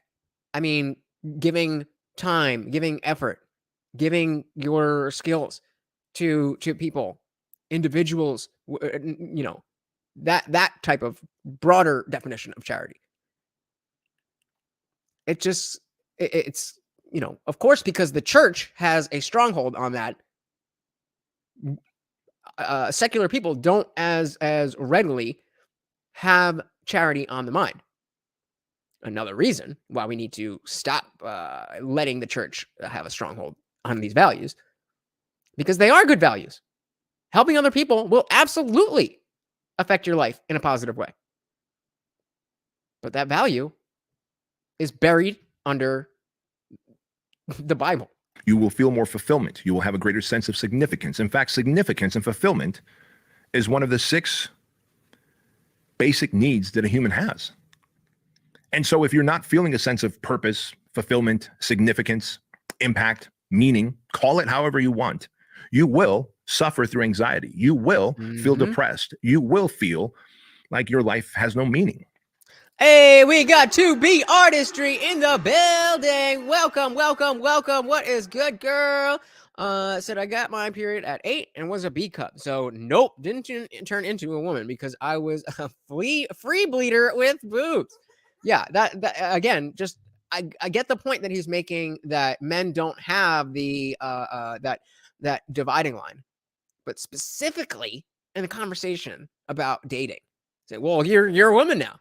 Like, bro, you're these are preteens. What are you talking about? What are you talking about? Justin Cox says, according to biological science, humans aren't considered fully mature until about our 30s. Our bodies and brains still grow and mature all the way through the 20s. Legal adult is based on politics. Yep, absolutely. Everything he says is so dull and tedious. It's like those Christian shows on the radio at 3 in the morning. Yep. I'm very disappointed in this guy. I'm very disappointed. I'm not disagreeing with his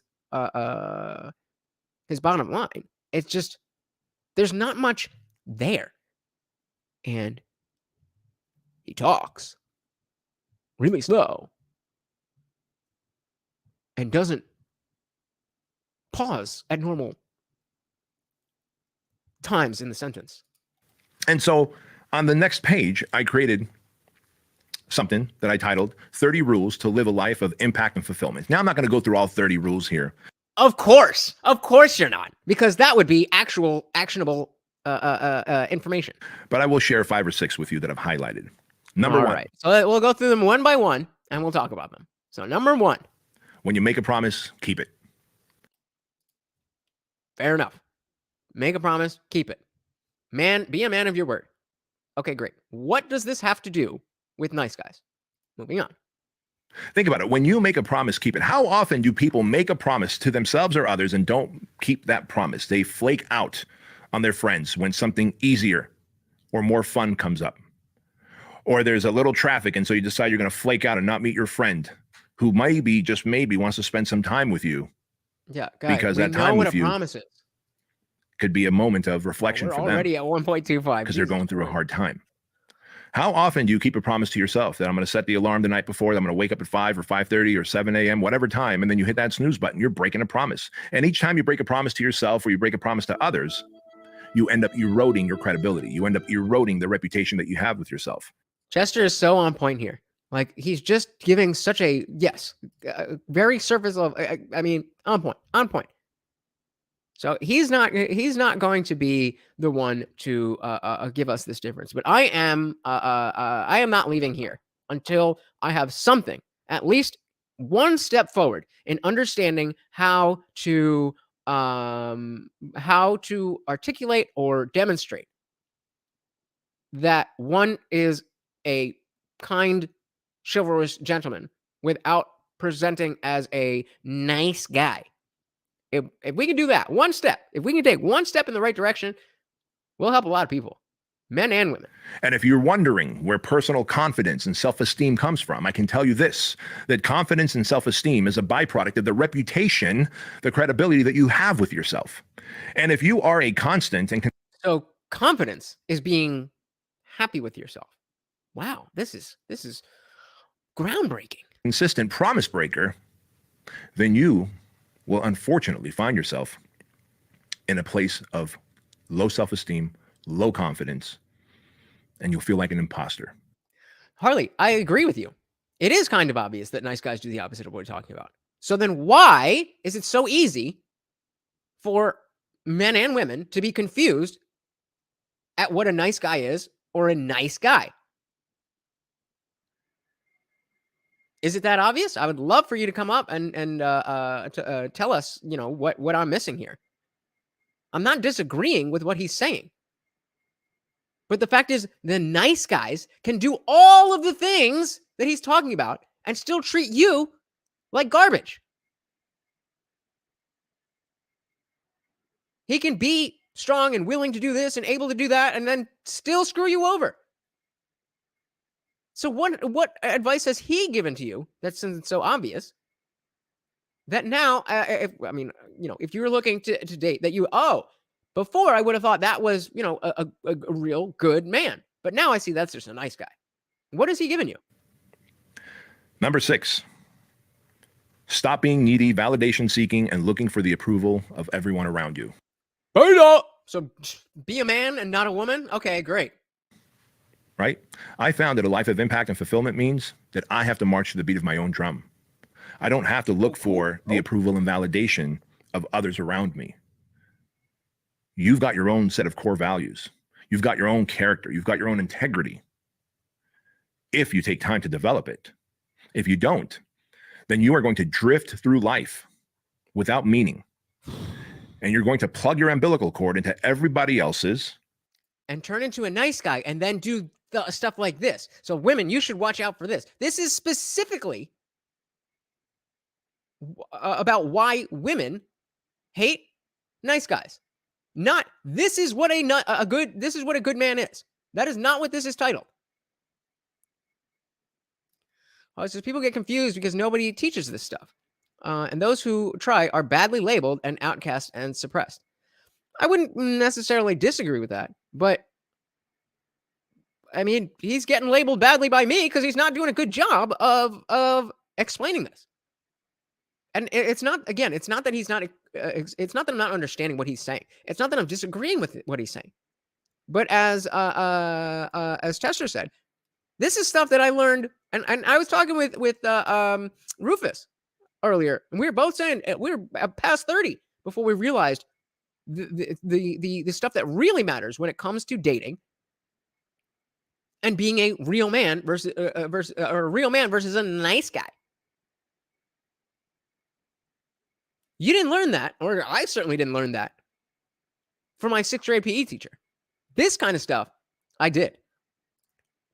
Not a damn thing to be. The video is entitled "Why Women Hate Nice Guys." He started talking about politics, and then he just started listing characteristics of what good men do.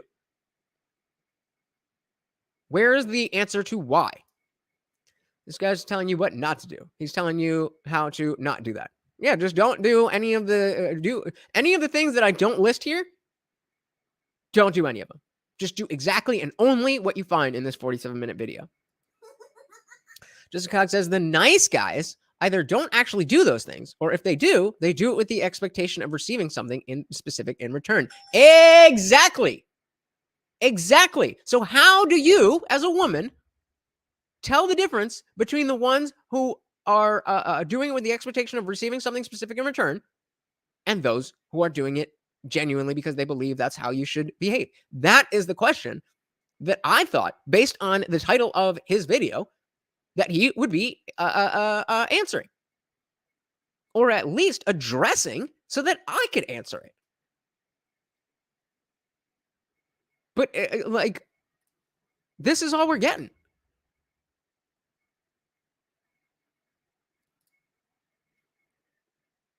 You realize there's an entire space on YouTube where people talk about this stuff and not have 47 hours. What are you talking about?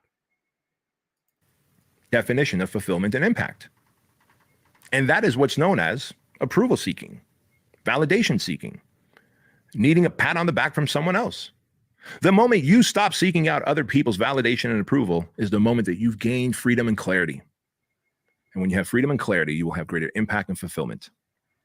Number 10, wake up when all your friends and peers are still asleep and start stacking wins. I got to tell you, this is one of the most powerful things I do. This is one of the most powerful things I teach.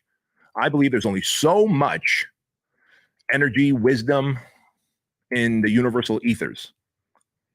Every given day, there's only so much energy and wisdom in the universal ethers. So here's a perfect example. This idea about there's almost only so much energy and wisdom in the universe. There's other content creators who have talked about this exact point, and they talk about how life has a limit. As a man, you have a limited amount of F's. You have to just determine whether this, that, or the other is F worthy, whether it's worth one of your Fs. Because the idea is that you have to manage your expectations, your emotions, so on and so forth. But that's a little soundbite, and then we all get it. And it's like, oh, okay, now I can. That's actionable stuff that I can bring into the world, and the next time something happens to me, I will have a blueprint, as he said, as to how to act. He's just speaking so generally. Like, what is the situation that I'm doing the thing? He said, open car doors. He said, walk on the street side of the sidewalk, and be a good guy. Like, how is this anything to do with why women hate nice guys?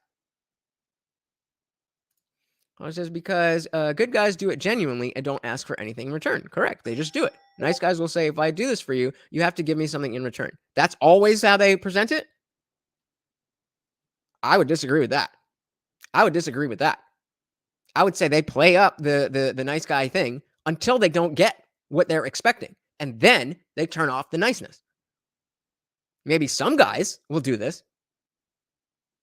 But then again, this goes back to your other comment about the guys who were you said the good men either do it or they do it with the expectation. So maybe some who do it with an expectation say it outright, but many of them do not. So that brings me back to my original question. If we are to say, obviously, the obvious nice guys are saying, well, I'll do this, but you have to do something for me in return. Sure. What about the guys who aren't doing that and are just acting like good men with the expectation in their mind that you are not aware of, and then they don't get it, and then they turn into little girls? That is the question that I want answered. Jessica Cog says the nice guys get unreasonably pissed when you don't when they don't get what they want immediately following their nice behaviors and actions. Exactly. You have to see them in action to tell the difference. I don't, and this is spot on. You do have to see them in action to tell the difference. But I don't see them in action. I don't date men. I don't know how, in general, these type of men treat women.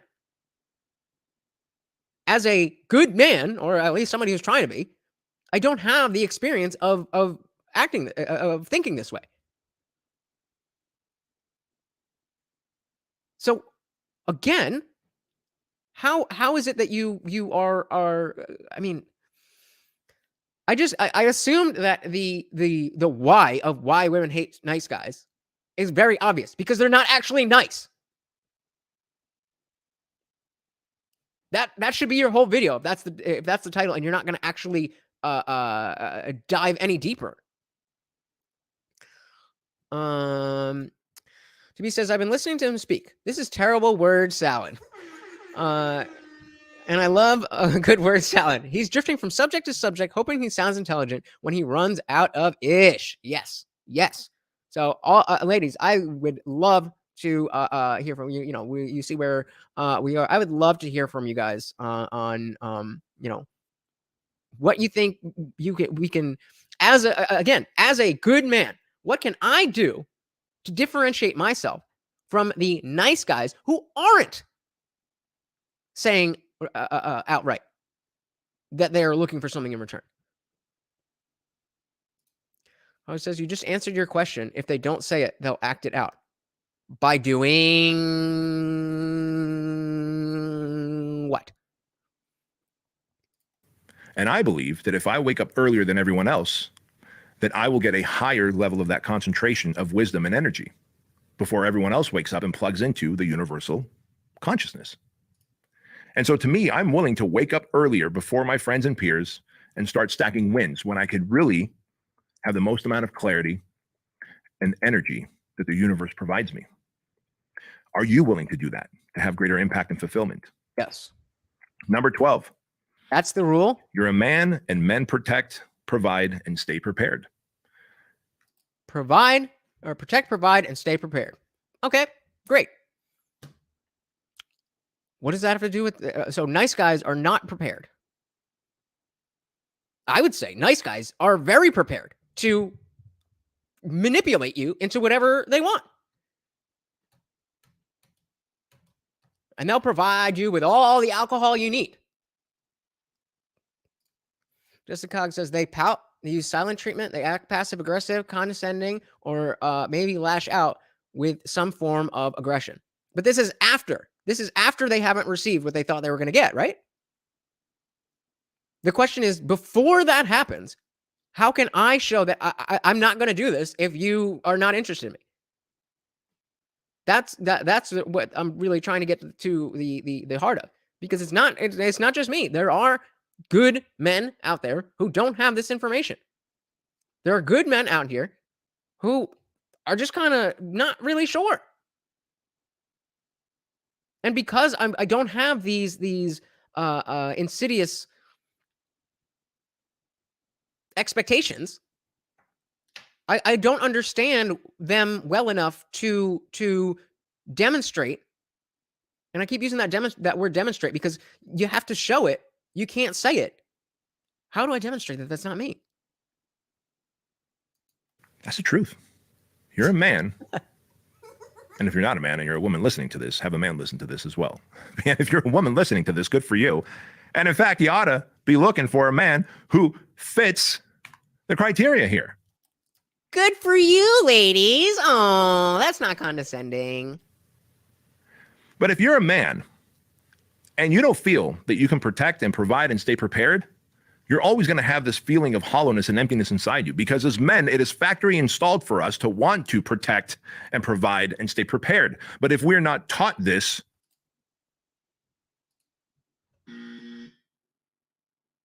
no, wrong. This is exactly the problem. Nice guys can act genuine, calm, respectful, and caring. This is not a differentiation. This isn't any. This is no.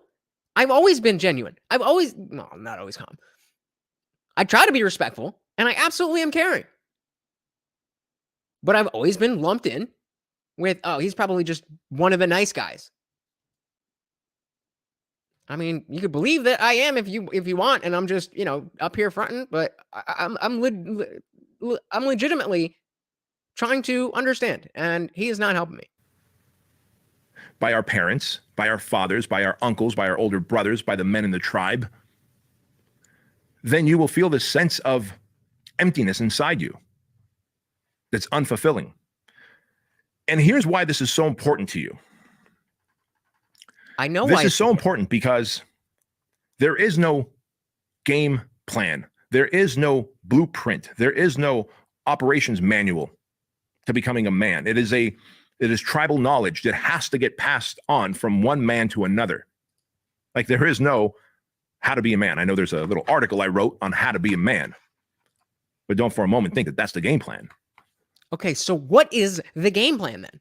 Yes, be a good man, but you're talking about nice guys. Give me a thumbs up whenever you're ready. It's just, you're not giving any information here. You hear me, Dashawn? Just thumbs up when you're ready. All right, let's bring him in. Dashawn McAway in the building. What is good? What is good? What do you, am I way off base by saying this guy is not helping anything? Yeah, he's first of all, is my audio good? Yes, sir. All right. Yes, dude's way off base. I'm getting lost in the shuffle. I was hoping that he got to the point of what the whole stream was going to be about, but you made a lot of good points in there, talking about like maybe the rite of passage, and he's telling you stuff to not to do, but then you do it. But actually, what I'm picking up from him is he's really displaying everything there is to be a nice guy. Exactly. You know, stepping in the gaps, standing up for people. Like, that's kind of, that's kind of nice guy stuff. So I'm trying to find out, what are people labeling as a nice guy versus a good guy? Yeah, yeah. And so going back to Go ahead. when he originally said, stepping in the gap to protect others, and you said, "I'm not stepping in any gaps." What exactly? Can you elaborate on that a little? Yeah. So when he talks about stepping in the gaps, to me, I picked up like stepping in the way of a fight, stepping in the way of somebody getting into an argument. It's like you can do those things if you don't have anything to lose. But you Exactly. mentioned about me earlier being a family man. You have to think very clear and concise before you get yourself involved into some type of a battle or conflict. I'll give a perfect example of something that I witnessed, and I kind of questioned myself about it. I seen a guy having a domestic violence dispute with his girl, and I looked at it and I go, well, here's what I'll do. I'll call the police and make sure that they come over here and take care of this. But Oh, that's as Beatty. far You as should me have stepped stepping in and beat in him and up. he's like, Like that. whatever. And That's. and one of the things that made me Sorry, there's a little bit of a delay, but it seems like that's go what he's ahead, go ahead. saying is that Do I have a delay? you just have to be this typical alpha all the time, or you're not a good man. And that's not the conversation we're having. We're not about necessarily strong men and top of the list. We're just being a good man. That's it. And he's not given that. Yeah. Yeah. So But you know what? I think a lot of men. I think you can kind of decipher what a good man is if you let a woman explain it to you, and then when she's explaining to you, go like, no, that's not a good man. That's a man that you want to be your little pet, to be your little toy. You know, yep. I can tell you what I think a good man is. I think a good man is a person who doesn't let anyone overall step on his self-esteem, his character, his integrity about how he's going to move about life. If you're not able to provide the way you thought you were going to provide, and that woman is sitting up there disrespecting you, and you have to understand that that's just a part of life on the aspect of not being able to provide to your fullest. But accepting disrespect, accepting any sort of woman saying that you're a good for nothing, you're not a good dad, you don't do this, that's not that's not appropriate. But it's kind of one of those things, man, where to be honest with you, it's really no solid definition of what a good man is. A nice guy is a person that's just doing too much, and Mm. he just does too much. And that goes, so I was, just a cog was trying to, kind of make these lists. And I was saying, how do I, as a good man, in this conversation, we're differentiating the nice guys from good men. How do I demonstrate that? And so our most recent comment, respect yourself, others, people's physical and emotional boundaries. Even displaying simple good manners is a show of respect. I agree with that. How does this have anything to do with what a differentiating a good man from a nice guy?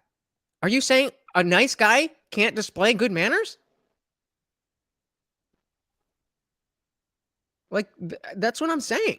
And then Chester's kind of digging into all the things that you're saying, just a cog. There, I agree that that's what good men should do. That's not the that's not the question. The question is, how do I make sure that because the nice guys also do those type of things, how do I show that I am genuine, honest, truthful, and authentic? I mean, Dashawn, if you have, I'll just ask you directly. If you, Yeah. what would you say to that? Because I Well, you, respect you a lot more than this dude. well, I've always told you, and you've heard me say this, I think maybe over 2 years now. It's leading by example. If any woman wants to get with you, especially if we're basing this off a woman's type of relationship, if any woman wants to get with you, if you lead by example, most people will follow your path. Most people will follow your leadership because they see where your characteristics are of your integrity. They see your discipline. They see your mannerism. They see who to cross and who not to cross. If Mm. anything. But do I know a lot of men who would consider themselves good men? No, I haven't even labeled myself that. I think I'm a man who knows what my limits are. I know what I'm capable of, but I don't go around saying, well, I'm a good man, or I'm head of household, I'm the leader. It's just one of those things where I'm just doing what I have to move the needle forward. And I mean, I understand that, you know, not wanting to go out and say, you know, be saying it and shouting it. That's why I brought up the DJ Academics thing. Like, I'm the Paris, I'm the Paris. Like, are you though? But you don't think of yourself as a good man? Well, it's not that I don't think of myself as a good man. I don't put it out there on Front Street. Right. I But don't in wear it on my sleeve, so to speak. Like to me, that would be me being a DJ academic. So hey man, I'm a good man. It's like, oh, okay, what kind of labels that is good? You know, on what level? You know, it kind of goes back to that conversation that we had about, am I better than somebody? Yeah, but on what's the measurement of good? What's the measurement of better? You know. yeah, I mean, and the I completely agree and understand what you're saying, and I'm still I just, it's like, you know, leading by example. It's like, what example can I lead in a specific interaction? You know what I'm saying? And I like, you, Well, if I'm not good, Well, I'm talking about leading by example. I'm basing this off of relationship values. right? Um, but in life in general, it's really hard to be a leader of other men because of the difference of opinions. Hmm. So, do you think maybe it's less about just the distinction between nice guy and good man, and more about, I don't know, man. This guy's throwing me for a loop. This guy's throwing me for a loop. I don't know. Do you want to just hop back into this and see if we can salvage something from it? Well, here's the thing. He's throwing me for a loop as well because I honestly, and I'm very well read about this type of stuff. I honestly don't know where he's coming from. He sounds like he's describing something else, you know. And I'm not following him. I'm starting to at first I was like, okay, this is going to be good, but now I'm starting to disagree with some of the points that he's making on what makes a good man, you know. Yeah. And But now, yeah, let's go ahead. I got about 10 minutes. word. So I just dropped the link for anybody else who wants to come up, and I would love to especially hear from the ladies. But anybody, I would really appreciate if you'd cam up. But if I know you, then, you know, we'll let it slide. All right, let's see what we can get in the last 10 minutes of a real, actual good man on the panel. Like, we are I'm not saying he's not a good man. He's just not good about talking. He's not good at talking about complex. suspects. Don't for a moment, how to be a man. I know there's a little article I wrote on how to be a man, but don't for a moment think that that's the game plan. Like, we are complex. Hold up. Hold up. It's not really that deep. It's not really that deep. What we're talking about is me and men like me having the opportunity to express themselves and show themselves for who they really are, build a family and a life. That's not that deep? Okay. And men before you and I have charted the way. And it is your job, my job, to seek out mentors. To seek out mentors who know the way of man. Big nod to Mr. Jack Donovan. Great book, the author of The Way of Man, who in the future will be on this podcast. Now, guys, I share this with you because if you are not prepared, I can't. if you do not feel that you can protect, if you are ill-equipped to If this is too fast, just let me know, but I can't. This guy is just like droning on. provide, you will feel a sense of emptiness. Number 20, ego is your enemy. It creates blind spots and gives you an emotional limp. There we go. That is, there we go. That is a good point. Blind spots, it will give you an emotional limp. And what was the last thing he said right before that? Number 20, ego is your enemy. Yeah, ego is your enemy. Ego is your enemy. Absolutely. Ego and I was just talking about this in the it's complicated reaction that I dropped yesterday. About and ironically, that had a lot more about nice guys and good men than this does. But Darshan, what do you think about the distinction between confidence and ego?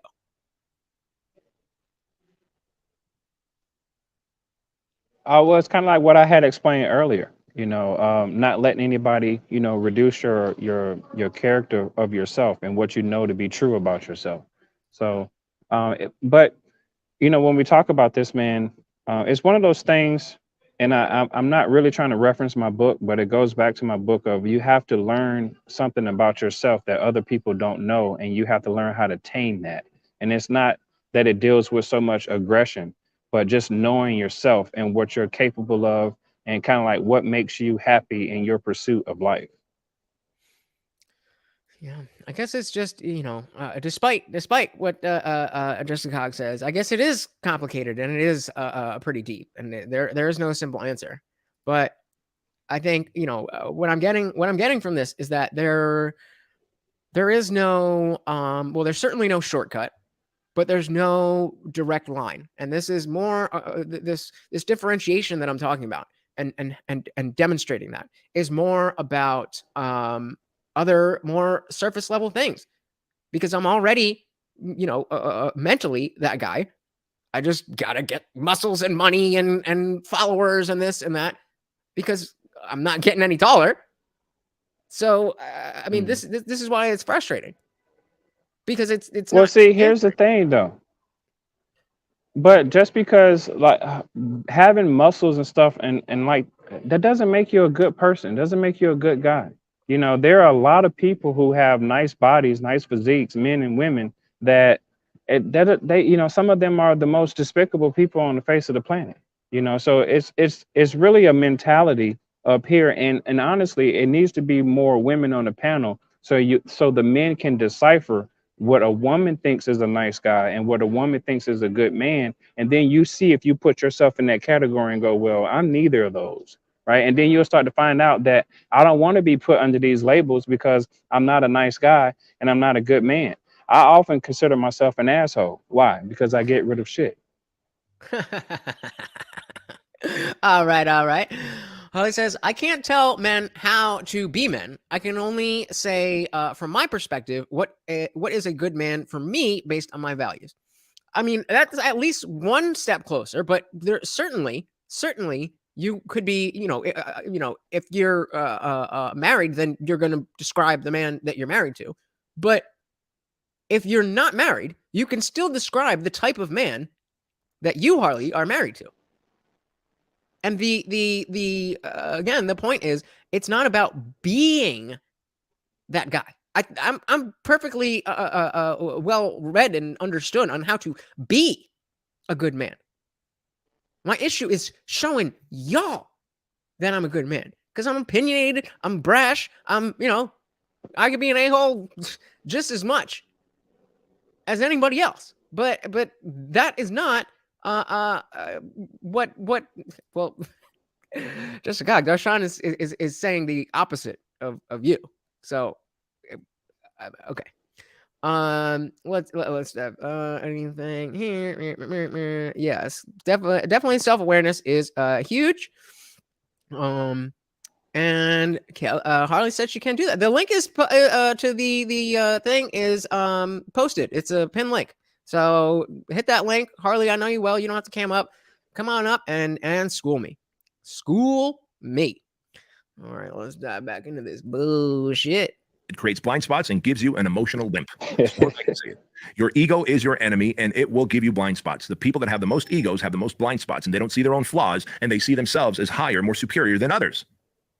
And in fact, they are the ones that have the greatest amount of emotional limps, where they can't take any criticism, they can't take any feedback, because their ego is so strong. And I need you to understand what the ego does. It does two things. The ego will soothe and I know, we know this. But luckily, we've got some people here. We've got Kelly Green and Harley Rose in the building. Welcome, welcome, welcome. Let's put ladies first. Harley, what have you got for us? So essentially, if I had to, I guess, kind of describe what I looked for in a man when it came to my husband was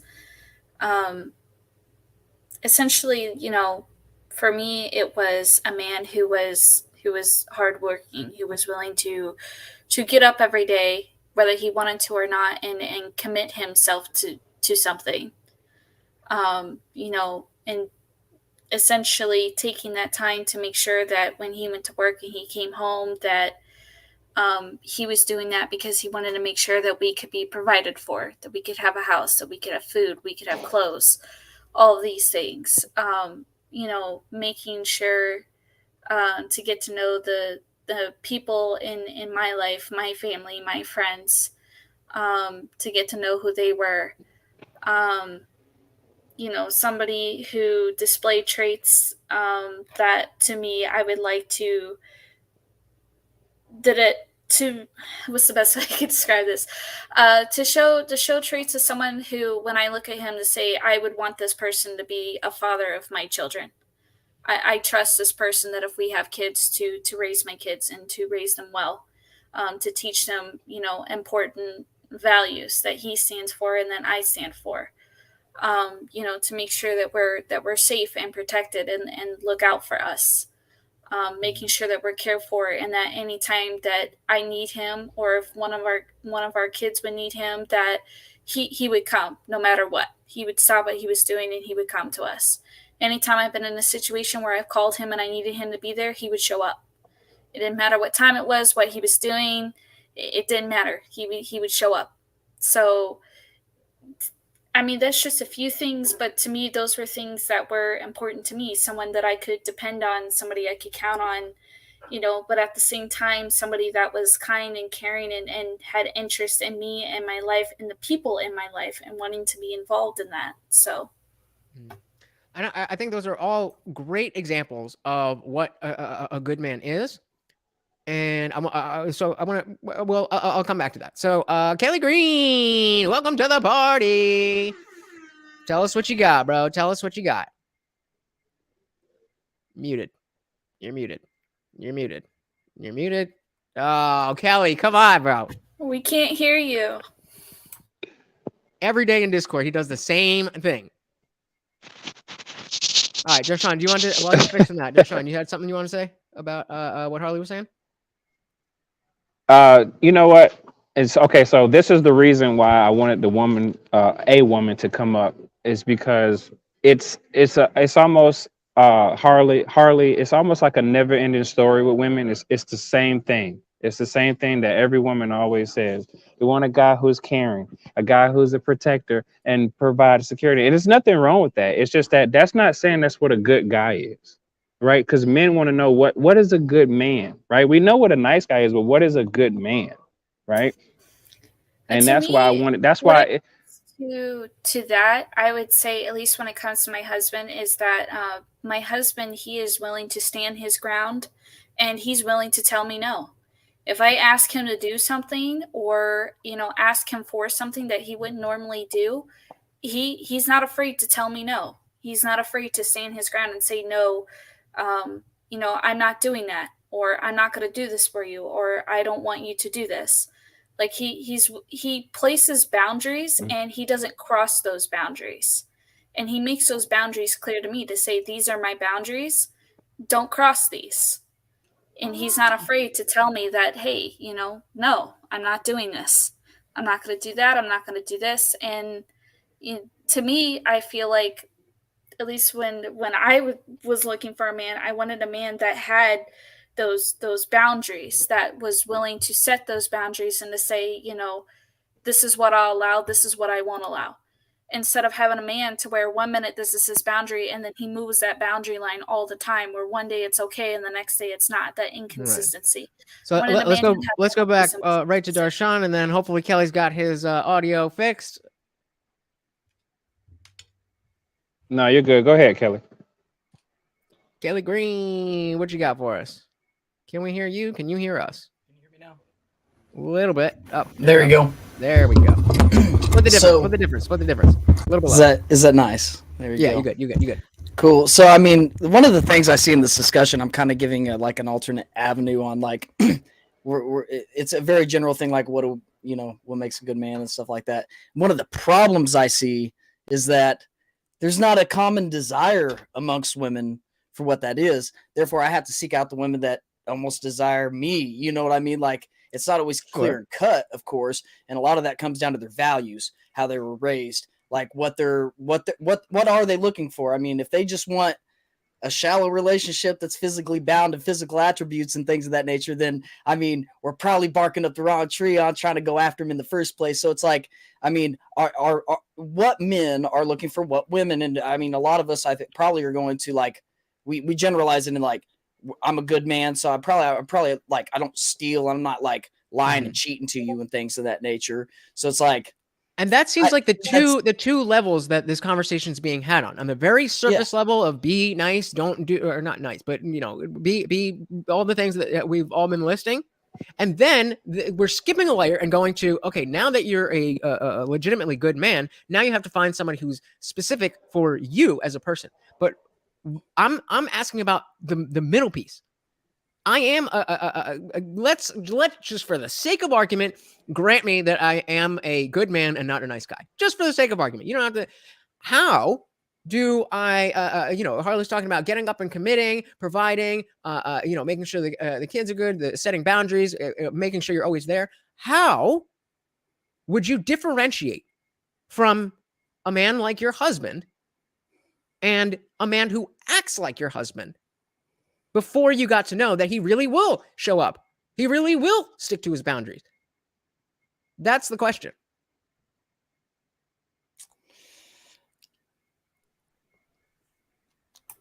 It's tough, right? I mean, I'm like trying to figure out, like, so you're trying to ask me, like, how essentially, even if I came across a guy who did those things, like, if he was a nice guy or a good man? Yeah, exactly. I mean, if he's doing those things and those are the things that I'm looking for, then to me, he would be a good man. Like, so have you ever been played by a man? Have you ever been played by a man? Ever been played? Yeah, like screwed over, or you know, I misrepresented himself. I have. I guess I have technically. I've been in one of my past relationships. There was you don't have to get into like, you know, yeah, details. but essentially it was lying. It was lying and keeping secrets and lying. And to me, that was a huge problem for me, where I had to say, I can't do this, because if you're willing to lie to me about something like this, then where's your boundary? You know, because eventually that simple little lie could turn into, you know, you lying about something major, and can end up being, you know, a really bad thing. Great. So that's a perfect example. So lying. How did you know before your husband was in a situation where he could have lied and didn't, that he wasn't going to lie? And how far into knowing him did that occur? How I knew he wouldn't lie about something? Because the best way I can explain it is that essentially he doesn't have a need to. If he doesn't have a need to lie, then fair. But we're not talking. No. I'm not talking about him. I'm talking about how you knew that he wasn't going to lie to you before he told you the truth about something that a nice guy might lie about. How did you know that he was that guy? Or it was not? Was it not until he told you the truth, or he showed himself to be honest in a situation like that, that you were like, oh, okay, I know this guy has boundaries. He's going to be honest, so on and so forth. Before you get to that point. Well, essentially, it was just, it wasn't really until after. Because, like, before, right, before I, like, when he told me something, right, it's like, how do I know if he's really telling the truth or not until I actually, like, you know, figure it, you know, look into it myself to find out if he's actually telling the truth. And anytime a situation came about to where I might have doubted or questioned if he was telling the truth or not, when I went in and looked for myself, it was like, yeah, he's actually telling the truth. Like, he's, you know. And that makes a lot of sense, that somebody shows themselves to be honest. Now they've demonstrated that they are an honest person. And so you can trust that they're an honest person. But the again, going back to my own personal love life problems, is that if my leading value would be that I do have that caring and the ability to provide through, you know, my intellect, or I don't know, something like that. What is are we Are we saying maybe there is no way to determine that somebody could be faking it till they make it? They get what they want and then they're out. You know, we talked about the guys that will say, I'll be nice if you do this, or I'll be nice, but I'm expecting this. But those aren't all the nice guys. I got a question. Sure. Do you guys think good men cheat? Yep.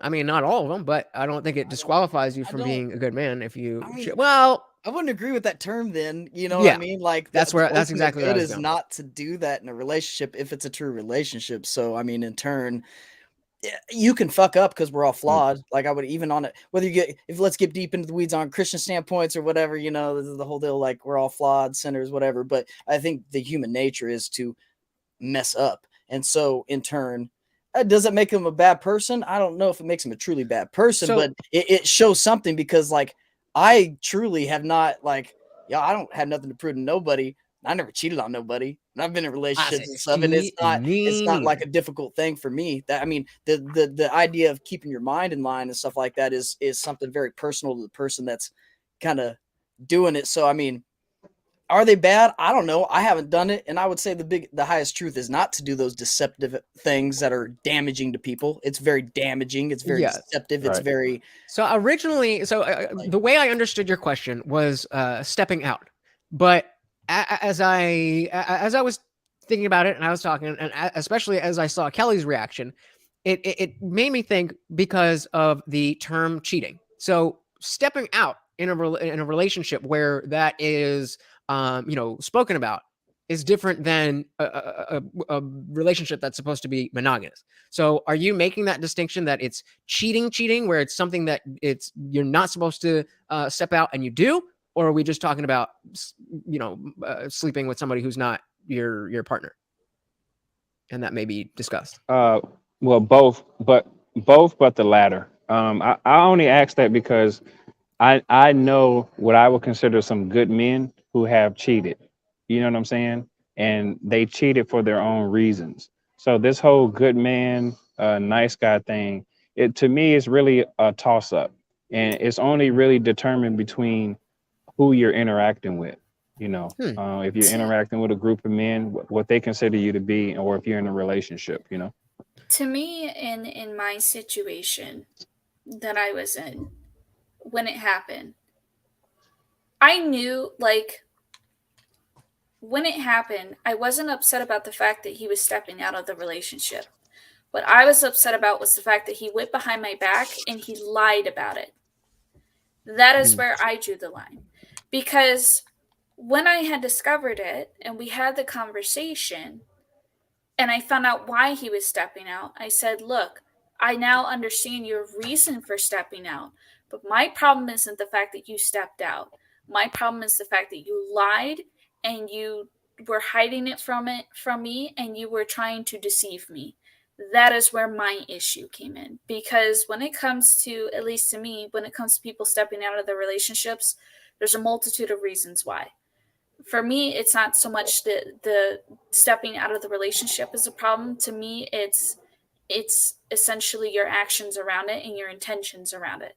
Are you trying to hide it? Are you trying to deceive? Are you trying to go behind their back? Are you trying to get, revenge? To me, it's more about the intentions and not so much the action itself. And that brings up a point about just transgressing in general. That I don't think there's very few individual acts that would disqualify you from being a good man if otherwise you are a good man. Like, most things. I mean, everybody's effed up, but that doesn't disqualify you from being a good person. In general, I would say that cheating is not something that good men should aspire to do. But I certainly don't think that if you have cheated, you are now disqualified from being a good man. Before I go to the comment, Darshan, anything on the responses? Nope, So, nope. I'm just a fine. You guys are Cogs- doing well. You guys So are just doing a well. cog says, even if a person makes a mistake, a good person owns up to it, holds himself accountable, and accepts that the consequences will come with it. I definitely agree with that. All All right. So if you guys want to stick around, there's about 10 minutes left of this. Unless anybody's got to go. I got to bounce. All right. Yeah, So I got to before we bounce. so before we get back into that, let's give the floor to Darshan and let him do his thing. Darshan, the floor is yours. Yo, it's your boy Darshan. And listen, by all means, go to darshanmcaway.com. Check me out. Listen, this is a selfish plug. Go check out my book, Say Hello to Me. And I promise you, I will determine what's a good man and what's a nice guy better than what this guy is doing. There you go. There you go. Well, thank you so much for coming up and helping me out here, and lots of good insights. Really appreciate it. And you, sir, have a fantastic night. We got to get you in the Discord more often. I know you're in there, but we got to see you around. I know you got the whole kid schedule, so we'd be out there late at night, but we're waiting for you. I'll try to slide through. All right, you have a good one, brother. Thank you so much. All right. So, any other thoughts on that conversation before we dive into the rest of this video? There's only about 10 minutes left. We'll probably get deeper into the weeds, but I think we're on a controlled level here discussing it. I would say proceed with the video probably. All righty. It's fantastic. Shield. The ego will If you want to, you could just say pause or hold a finger up or whatever if you want. soothe and shield. In other words, it will shield by So let's go back a little bit, just see exactly what we were talking about. others. And in fact, they are the ones that have the greatest amount of emotional limps, where they can't take any criticism, they can't take any feedback, because their ego is so strong. And I need you to understand what the ego does. It does two things. The ego will soothe and shield. The ego will soothe and shield. In other words, it will shield by repelling, saying, no, man, that person's wrong. Their criticism, their feedback is inaccurate. It's a shield. An ego will create this glass shield, not allowing you to take in criticism and feedback that can make you a better human. The ego is also something that will soothe you. Oh no, I'm a better person than that. They don't know what they're talking about. I'm a much better person than that. I'm kind, I'm compassionate, I'm empathetic. So you end up having all this like really gentle and soft, soothing conversations with yourself, even though people around you are saying the contrary. So the ego does create blind spots. And the more blind spots you have, the more emotional limps you have. Again, I agree with all of that, but that doesn't address what we're talking about. I don't get it. Why aren't we addressing the thing that is in the title of your video? And the last one I want to read to you guys here is number 27 of 30 rules to live a life of impact. All and right. fulfillment. Number 27 says, create peace, seek out peace, but be prepared to bring the violence when violence is the only option. And I want to share that specific piece with you. I want to tell you a story about that. I don't think I've shared that on the Empire podcast show. And this is the first time that I'm sharing it on the Bedros Keuilian show. I mean, you know, who said it earlier? Be a monster and learn to tame it. Wasn't that Nick or quoting JBP from earlier? Like, we went through this whole thing and you're still saying the same thing. And so again, I want to reiterate that, like, especially to Harley and Just a Cog, that I'm not disagreeing with your statements. I'm not disagreeing with your characterization of a good man. I'm just saying that it doesn't seem as, maybe it's just not as easy to determine as I am trying to make it out to be. But I'm not asking what is a good man. I'm not asking, you know, I'm asking, I feel like I am a good man. But when I feel like that is my putting my best foot forward, that's it. I'm not tall, I'm not strong, I'm not rich. I'm kind of smart, but not really. And I also have a lot of negative features of, you know, a lot of people don't like the way I talk. Obviously you guys do, which really warms my heart. But it's these types of things that will make a woman that I'm interested in automatically put me into the wrong category. And maybe, you know, maybe you say it's not the wrong category. Probably because she's the wrong woman. I mean, I guess, but I mean, the thing is that a lot of women today, you know, they're very superficial. You know, they care more and reflect more on what's on the outside and what's presented on the outside than when it comes to the inside. You know, and it's just, unfortunately, especially in the day of social media, that's kind of how it is. And that's a big problem, because more people care more about what's on the outside than on the inside. You know, Mhm. like to me, when it came to looking for a guy, it was like I didn't really care about looks. I really didn't. I didn't really care about looks. Like I cared about, making sure that he was well kept, that he had good hygiene and stuff, right? Mhm. But when it came to like, the color of his hair or his facial features or how tall he was or the color of his skin, those things didn't matter to me. I gotta see a picture of I this dude cared. tonight. In Discord, I gotta see a picture of this dude because if he is a monicum of traditional attractiveness, then like, oh, I wasn't looking. He just happened to be 6 feet tall and jacked and He's coiffed not. hair. And He's not. Trust me, he's military. I mean, no. Kelly, okay. To some point when people say that looks don't matter, that just I'm not astounds me because saying I think necessarily looks don't matter. I, I think it's more so like things you can't control or change. To oh yeah, me, hair are color, things that I don't judge on. I'm not going to hair judge you color, for the color yeah, of your height. skin. You can't control that. I can't judge you for the color of your hair. You can't control that, or the color of your eyes, or how tall you are, or how thick you are, or like I can't. Mm. Those are things you're just born with, and you don't really have control over those things. I'm, Like, sure, you could go and get surgery to change that stuff, Right. but why What, should you Kelly? do What are you that? saying? I don't think that's the characteristics of attractiveness people are usually judging on, and I would just say I don't judge on height, color, whatever, hair color, all that stuff. But if a person I looks like do. a freaking slob, they don't keep their hair good, they stink, whatever, I'm judging them on their attractiveness. And guess what? They're not attracted to me if they Yeah. are a slobby, nasty person. And, it kind of goes, and depending on how you're saying that, but I'm saying attractiveness, if I'm not, I think there is a natural attractiveness, whether it's, I don't know if it's by genetics. I've tried to look some of that up. I'm probably not deep on it at all. But there is a level of attractiveness, I think, that people almost should go on. Like if you're repulsed by somebody, that's going to be a hard one to psychologically overcome. You're just going to convince them that you think like this tulip is prettier than this rose when you like, the other way around. It's like, again, I agree with not being shallow and liking some of his personality. People become naturally prettier when they are a really awesome person. If they're a I girl agree that with that.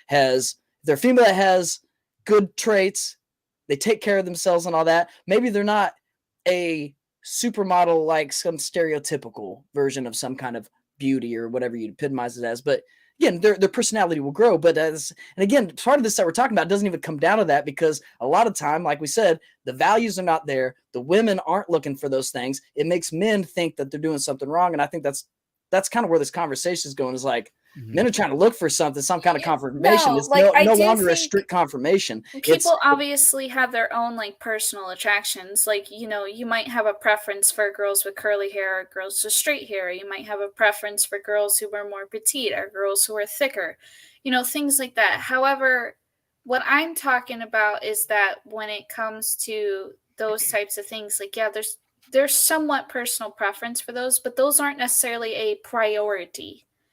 Like you're willing to put those things aside over somebody's, their personality, their values, their characteristics, like the things that really matter to you. The superficial things you're kind of willing to put aside for those, because I mean, she could have like the perfect body that you've always dreamed of, but if she's got a shit personality, 9 out of 10 times you're gonna walk away.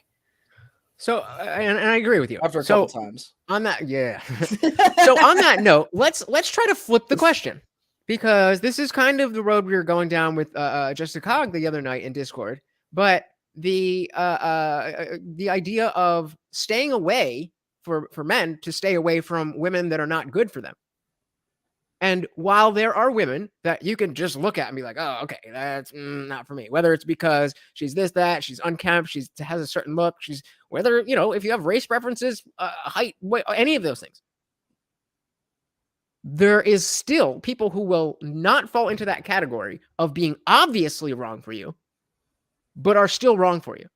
So if, Kelly, what would you say if a dude is coming to if a dude is coming to you and is like trying to determine, like, is this chick legit or what? Like she's attractive, she's not, She doesn't have face tattoos. She's not fat, but how do I know if she's going to be a good person? Or can I know that? Is that experience? I guess testing them out. That's what dating's for. You know, when we're talking about being with somebody or something, ultimately it leads to like a marriage or something like that. So I'm testing the waters and trying to break it down and make sure I can pull all the weeds out the garden before I figure out where everything's at. So it's like I'm testing this chick out. Yeah, I'll make sure she's not fucking, she's going against some stuff like. And there's a lot of people in general, not just women. When we're talking about this, we say she because we're dudes. So it's not like all women are just like some kind of fucking mystery where they may be some horrible monster underneath. But it's like we all do that to each other, and it's pulling it out of them. But I don't know. You don't know at first. To answer your question, you don't know at first. There's no way we're human beings with like a shell on top of us, and then there's personality behind it. So it's like, and I guess I'll make sure they're hot first, though. So. and I guess maybe that it's turning into the self-awareness that we're talking about. Maybe this is just a me problem. I don't think it is, but maybe this is just a me problem, and I am a good man, but the way that I act somehow. People portray me as a nice guy. I get that too. I get the nice guy thing. However, again, that's where you take that and you go, how can I work with this? I like recreational use only. Hey. All right, let's get these last 9 or so minutes in, and then we can have the real conversation over in Discord. Andy and Jesus got the real conversation right now. I love being peaceful. I've had a lot of violence in my life. From carjackings that I've been involved in, to home invasion robberies, to police helicopter chases, all things that we can talk about another time. Wait, he's a good man, but he's been chased by police in a helicopter. What? Okay. And when you grow up in Section 8 housing, you've seen a lot of gang violence and have been sometimes the recipient of that gang violence. There was a time that I was probably 20 or 21 years old. I took a young lady out on a date to golf and stuff, which was at the time across the street from Disneyland. A friend worked there, and so he gave me some free tokens to play video games. And being a broke young man, it made sense that I would take this woman or young lady out to golf and stuff. Hey, you get free games, you get free video games and golf games. All I got to do is pay for some soda. And what ended up happening was earlier that day, my friend and I had carjacked this dude, and unbeknownst to us, he was part of a local gang. So you're carjacking people with gang members. And I'm supposed to listen to you about being a good man. I'm going to say that we probably, I just want to finish it to see what kind of BS he's going to say. But I think that will disqualify you, Mr. Bedros, from being somebody that I'm going to look to be a good man. Unless this story ends with a heartfelt message about how that changed your life, then we're not really talking about the same thing. I don't think. And before we go back in, you're right. You're right on that. That's all I can say. It sounds like a sociopath in a way. This dude's funny. Yeah, and it's not even relevant to the conversation. It kind of sounds like it's like he's just bragging. Like, all right. And unbeknownst to us, while we weren't able to carjack him because he stepped on it and got away, he later followed me. He'd followed me all day. And that night at golf and stuff, him and 12 other dudes came in looking for me. And my friend, who was part of the carjacking team, he wasn't there. It was just me and this girl on a date. And they gave me the beating of my life. They put me in the hospital. And I share this with you because you might think you're big and bad and strong, but sometimes people will just come at you in numbers and take your ass down. And that's what happened. And that's why women don't like nice guys. What? To me. Now that was karmic justice. But then you fast forward years later. Okay, if he's going to redeem himself, it's here. And I became even better at violence in terms of fighting and self-defense. And I've talked to you about the 6-week challenges that I do. And some of my 6-week challenges have been jiu-jitsu and MMA fighting. And as it turns out, one day when I was flying back from a trip to Hawaii with my family, there's a dude on the plane. We're in first class, but we're in back of first class. And there's this dude up in the front of first class, and he's going off. And we're flying back from Maui, and we're up in the air. It's like 11 o'clock at night. We're over the mighty Pacific, like 35,000 feet up in the air. How manly.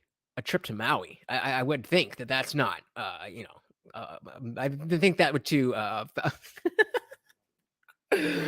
Prison Mike, the Dementors. Oh my god! Oh my god! All right, I'm ready to hang out with you guys in Discord. We got a couple minutes here, And this guy is losing his shit. Like, people around him have cleared the way. He's making the gun gesture and he's hitting the seat in front of him, and people are freaking out. Now, this was just a few years back. Now, I know that this is post 9/11, so I'm thinking any minute now, like, the flight attendants are going to give us the nod and we're going to tackle this guy down. And so I look at the guy sitting across from me, and we kind of gave each other the nod, like, hey, you got this? Yeah. All right, great. We got each other's back. And I was convinced that if he and I got up, everyone else would. Well, just then the flight attendants come walking past us with zip ties in their hands. And I'm like, hey, ma'am, what's going on? How can we help? She goes, well, he's a flight risk and we have to ask him to zip tie himself. I'm like, wait, you're going to ask him to zip tie himself? The guy's going bonkers up there. She said, yes, by law, we have to ask him to zip tie himself. Well, so this woman, flight attendant, and two other flight attendants cut in front of him and create this wall of humans between him and the cockpit. And you can see that she's gesturing and saying, hey, you got to put on these zip cuffs. And now he stands up and he's yelling at her and he's foaming at the mouth. He's going bonkers. She looks up at me and the guy sitting next to me and just starts waving her hands and says, help. And we go running up. And as I get up in front of him, he looks at me and he goes, what are you going to do? And he goes to push me and shove me. And just like Aaron Weatherspoon had taught me, because I had just finished doing the 6-week MMA challenge with Aaron Weatherspoon. At the time, he was the King of the Cage welterweight champion. Who was it? Was it Aaron Weatherspoon? You're a really good name dropper there. Just like Aaron had taught me, I parried out of the way, got behind him, and got him in a rear naked chokehold. And I'm like, holy crap, this dude is bucking like a bronco. Now, keep in mind, I'm wearing my Hilo Hattie Hawaiian shirt. I've got another name drop shorts on and I've got flip-flops on. So I've got very poor traction and I'm sweating because I'm so nervous, man. And I'm sliding out of my flip-flops and he's taller than me. And so when he stands up straight and he lifts me up, so I cinch up harder. And I remember what Aaron had told me, take a deep breath. And when you do, you constrict those arteries even more. And sure enough, he crumpled down. So now the other guy who came to help has got the zip cuffs and he's trying to wedge the zip cuffs between my gut and this guy's back. And I'm not getting off this guy's back. I'm like whispering in his ear. He's still bucking. Now he's on his knees. He's still bucking. I'm like, buddy, relax. Everything's going to be fine. No one's dying on this plane. What the fuck is the matter with you? My wife and kids were looking at me like, what the fuck, man? Because I go on all these business trips and there's never an issue with the plane or any passengers in it. And now I'm on a trip back from Hawaii and this guy's losing his shit and he's a flight risk. So since the other guy can't wedge the zip cuffs between my gut and this guy's back to get his arms back there, I'm like, all right, what would Aaron do? What did Aaron teach me? I'm like, all right, guillotine chokehold. So I quickly switch around. I get him in a guillotine chokehold. Now I got this guy's head. I'm cinching up again. He's getting limp. And that creates the opportunity for the other. If we weren't 2 minutes from the end, I just like, Darshan is spot on here. Like, what are we doing? What are we doing? Guy to zip tie his arms behind his back. We sit him in the very back of the plane. And me and the other guy take turns every hour sitting next to him just as a guard while the plane flew to LAX, where once it landed, LAPD was there and they took him away. And I got to tell you, had I not been prepared. Oh, all that to tell us you got to be prepared. Oh, what a real man. He is prepared. And that is why women hate nice guys. See, I was wrong. I can say I'm wrong when I'm wrong. I don't even care about that. Was a perfect allegory. I loved it. It was poetic. He really told it how it is. Frustrating. So here's what we're gonna do. We are gonna head over to Discord so we can really talk. But I want to, Kelly, I know you got stuff. So Harley, do you have anything like a channel or social media or anything that you would like to shout out to the people? Not really. All right. Well then, Kelly Green, the floor is yours. Damn, I got some Instagram. I got music on all major platforms. I got music with Strange Music with Jerry Robinson and Joey Cool. I got a new track with Bubba Sparks on there with Dizzy Wright and all them. So if y'all want to check me out on social media, you can find me under Kelly Green or Kelly Green 420 on Instagram. And again, just Kelly Green on all the major platforms. Show some love and keep it positive and join that Discord when we get done here, because Indian Jesus runs a nice tight ship on this, and it's a fun one, man. We all join up every week. I mean, I get here like every day that he streams, so it's a fun time. Join up and enjoy yourself. Thank you so much, brother. All right, so I'm just gonna close up the show, and then I will meet you guys over there. Thank you so much for everybody who came up and honestly helped me with this, because I mean, talk about struggle streaming. I will never, ever again go through and react to something blind. Like usually I go through and I just like, all right, this is good, right? There's stuff here, because I want to have my blind reaction. And I also don't want to necessarily know what they're going to say, because if I think of something that they're going to say, then, and you know that I've seen it, then it's like, well, you're just repeating what they said. So I want to, be legit. But especially since the last, I'm glad that Darshan was able to enjoy the socialism and capitalism debate. The last one I told him was like, yo, you got to check this out. And it wasn't that good. And then he comes to this one. He's like, oh, this is going to be a good one. And it wasn't that good. But we made it good anyway with the help of you, Harley, Darshan, and everybody in the chat. You guys are awesome. Thank you so much. Kelly, I am gonna see you over there. Peace out, brother. So they're not all gonna be winners. Talk about self-awareness. This is not my best stream, but I will say that I do appreciate the opportunity to yeah. I'm sorry, brother. I'm sorry. I do appreciate the opportunity to flex my skills at what this clown is actually trying to do, and just sit and talk. I'm not very good at that. I need something to go off of, or someone to go off of. And even when I'm reacting to a video, as you saw today, sometimes I still don't okay, it's interesting. I agree. Yeah. Like I wouldn't necessarily tell you guys not to watch this video, but I sure as shit never would ever again go to this dude. Thank you so much, Kelly Green. I do appreciate that. I appreciate you guys sticking in with me, even though we didn't get an answer to that question. But that's what we're not always gonna be exactly just a cog. Everything is a learning experience. And the one thing I can say that I definitely took away from this stream, not necessarily his video, but showing the video to you guys and hearing what you guys have to say, is that this is a lot less simple than it should be. I knew it was complicated, and I've been thinking about this concept of that differentiation for legitimately guys who are nice versus the nice guys. And it's just not that simple. There's no easy answer. There's no, this is what you do. Oh, you just do that, and then they'll know. Doesn't work like that. You just have to continue refining how you interact with people and how you carry yourself, so that when you do meet a woman, that she can tell. And so I'm going to take this, we've talked about self-awareness a lot. So I am going to take this whole stream and the lack of answers that I got from you guys and from Bedros as that there is no clear answer, and that it falls on me to do whatever it is, figure out what it is to do, and then do that, so that I'm not getting confused for a nice guy. That's all I can give to you.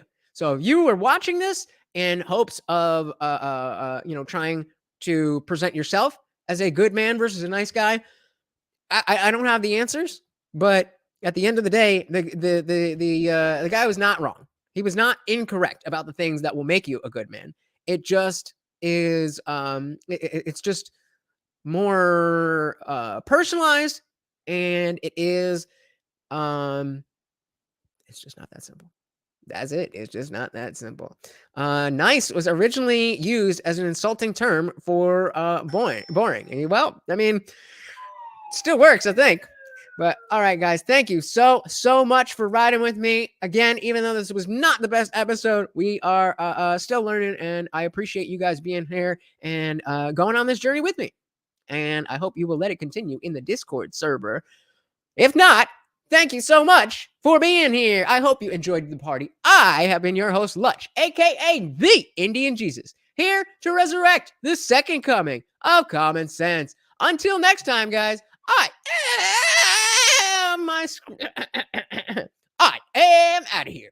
Peace.